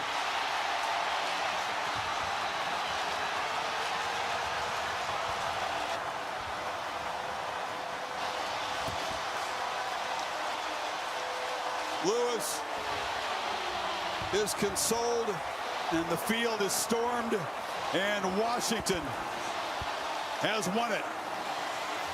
36-33. A classic in the first ever top 10 collision in this rivalry. Yeah, what a game. Congratulations to both these teams. The Huskies finding a way to get it done. It didn't look great late. They never gave up. They kept battling, and Kalen DeBoer's got to be incredibly proud of his team finding a way to win. Michael Penix Jr., 4 touchdown passes. Here's Holly with Kalen DeBoer. Well, Coach, a wild ending. It wouldn't be any other way in this rivalry. What were you thinking when your team got the ball back? We just know we got to keep fighting and keep playing and just keep believing. We're built for this. We said it before the game. If it comes close, we'll find a way to win. Michael Penix made an unbelievable throw. Rome Odunze, a catch. What did you see with that pair? They went one-on-one. Mike identified it and gave a little check to Rome and let him go to work. They get the ball back with 1:38 to play. What's your thoughts on that last drive as you're waiting to see what happens? Yeah, I know with their offense, that's a lot of time, you know, and so it's going to take a big stop for us. And, man, I'm just proud of the way our guys kept playing and playing and playing and got the stop at the end. You told your guys in the locker room at the half, we're built for this. How do you think they are now, Coach? Yeah, we are. We've been tested many times, and we just know how we're going to respond. There's a lot of trust in each other, and that's what it comes down to. Thank you so much. Awesome. Husky defense made 3 stops on 4th down, and Lanning passing on those field goal attempts earlier. You wondered, would it come up huge? Here's the placement in the hold. Snap in the hole. Rain, by the way. The rain arrived just before the attempt. Yeah. How about that? Yeah, but the mechanics were flawless. The snap, the hold, the kick was end over end. You know, this is a pressure situation. I know that's what you prep for. He hit it clean. He just pushed it off to the right, just barely. Dan Lanning had an aggressive mindset. I don't second guess anything that he did, only because I love, as a player, you love a coach that believes in his players. His players feed off of that aggressive nature. So they go home and they didn't find a way to do it, but I don't think you can fault him for the way he coached in this game. Long way to go. We'll frame the Pac-12 stretch run. This could be the first of 2 collisions here between these 2 programs. And let's hear from Michael Penix. Now back to Holly. Michael Penix, they stopped you on 4th down and goal. You were frustrated after that stop. How did you come back in and find the will to win this game? Man, I just got to give credit to the man upstairs. I thank God for everything. He put me through it, allowed me to get to the spot I am today, man. And it was a tough game, but I knew we'll be able to pull it off. Just had to continue to keep executing, keep pushing. I'm just super excited. You hear the sound, Purple Rain. It's bringing tears to your eyes, Michael. How hard has this journey been for you? You were hurt again today. How have you withstood all of it, young man? Like I said, it's all God. I couldn't do it without him. I'm just blessed. I'm just ready to go celebrate. I know your mom and dad couldn't be here last year. They were watching your little brother, but they are in this stadium tonight. What does that mean to you? It means the world. I had like 20 people come, 22 people came to support me for my family. And I appreciate them. They come support all the time. The rest of Husky Nation, always supporting. And I just so proud and just so proud of this team. And, you know, I just thank God for everything that he allowed me to have. Go soak this in, young man. Go soak it in. Thank you. Man, is that a powerful, beautiful thing that the sports can provide. We try to tell you Penix's story, you know, all the injuries, all the lonely months, the rehab, the doubting about you're ever going to get a chance, and then to come, Kirk, to Washington and get a rebirth and be able to have a moment like this as the rain is falling in Seattle. Well, that's college football right there. You know, that to see Michael Penix, the emotion, how much this means to these players in a rivalry game. And then look out at that scene. I mean, look at this. This you don't get this. I do Thursday night NFL football, and I love it.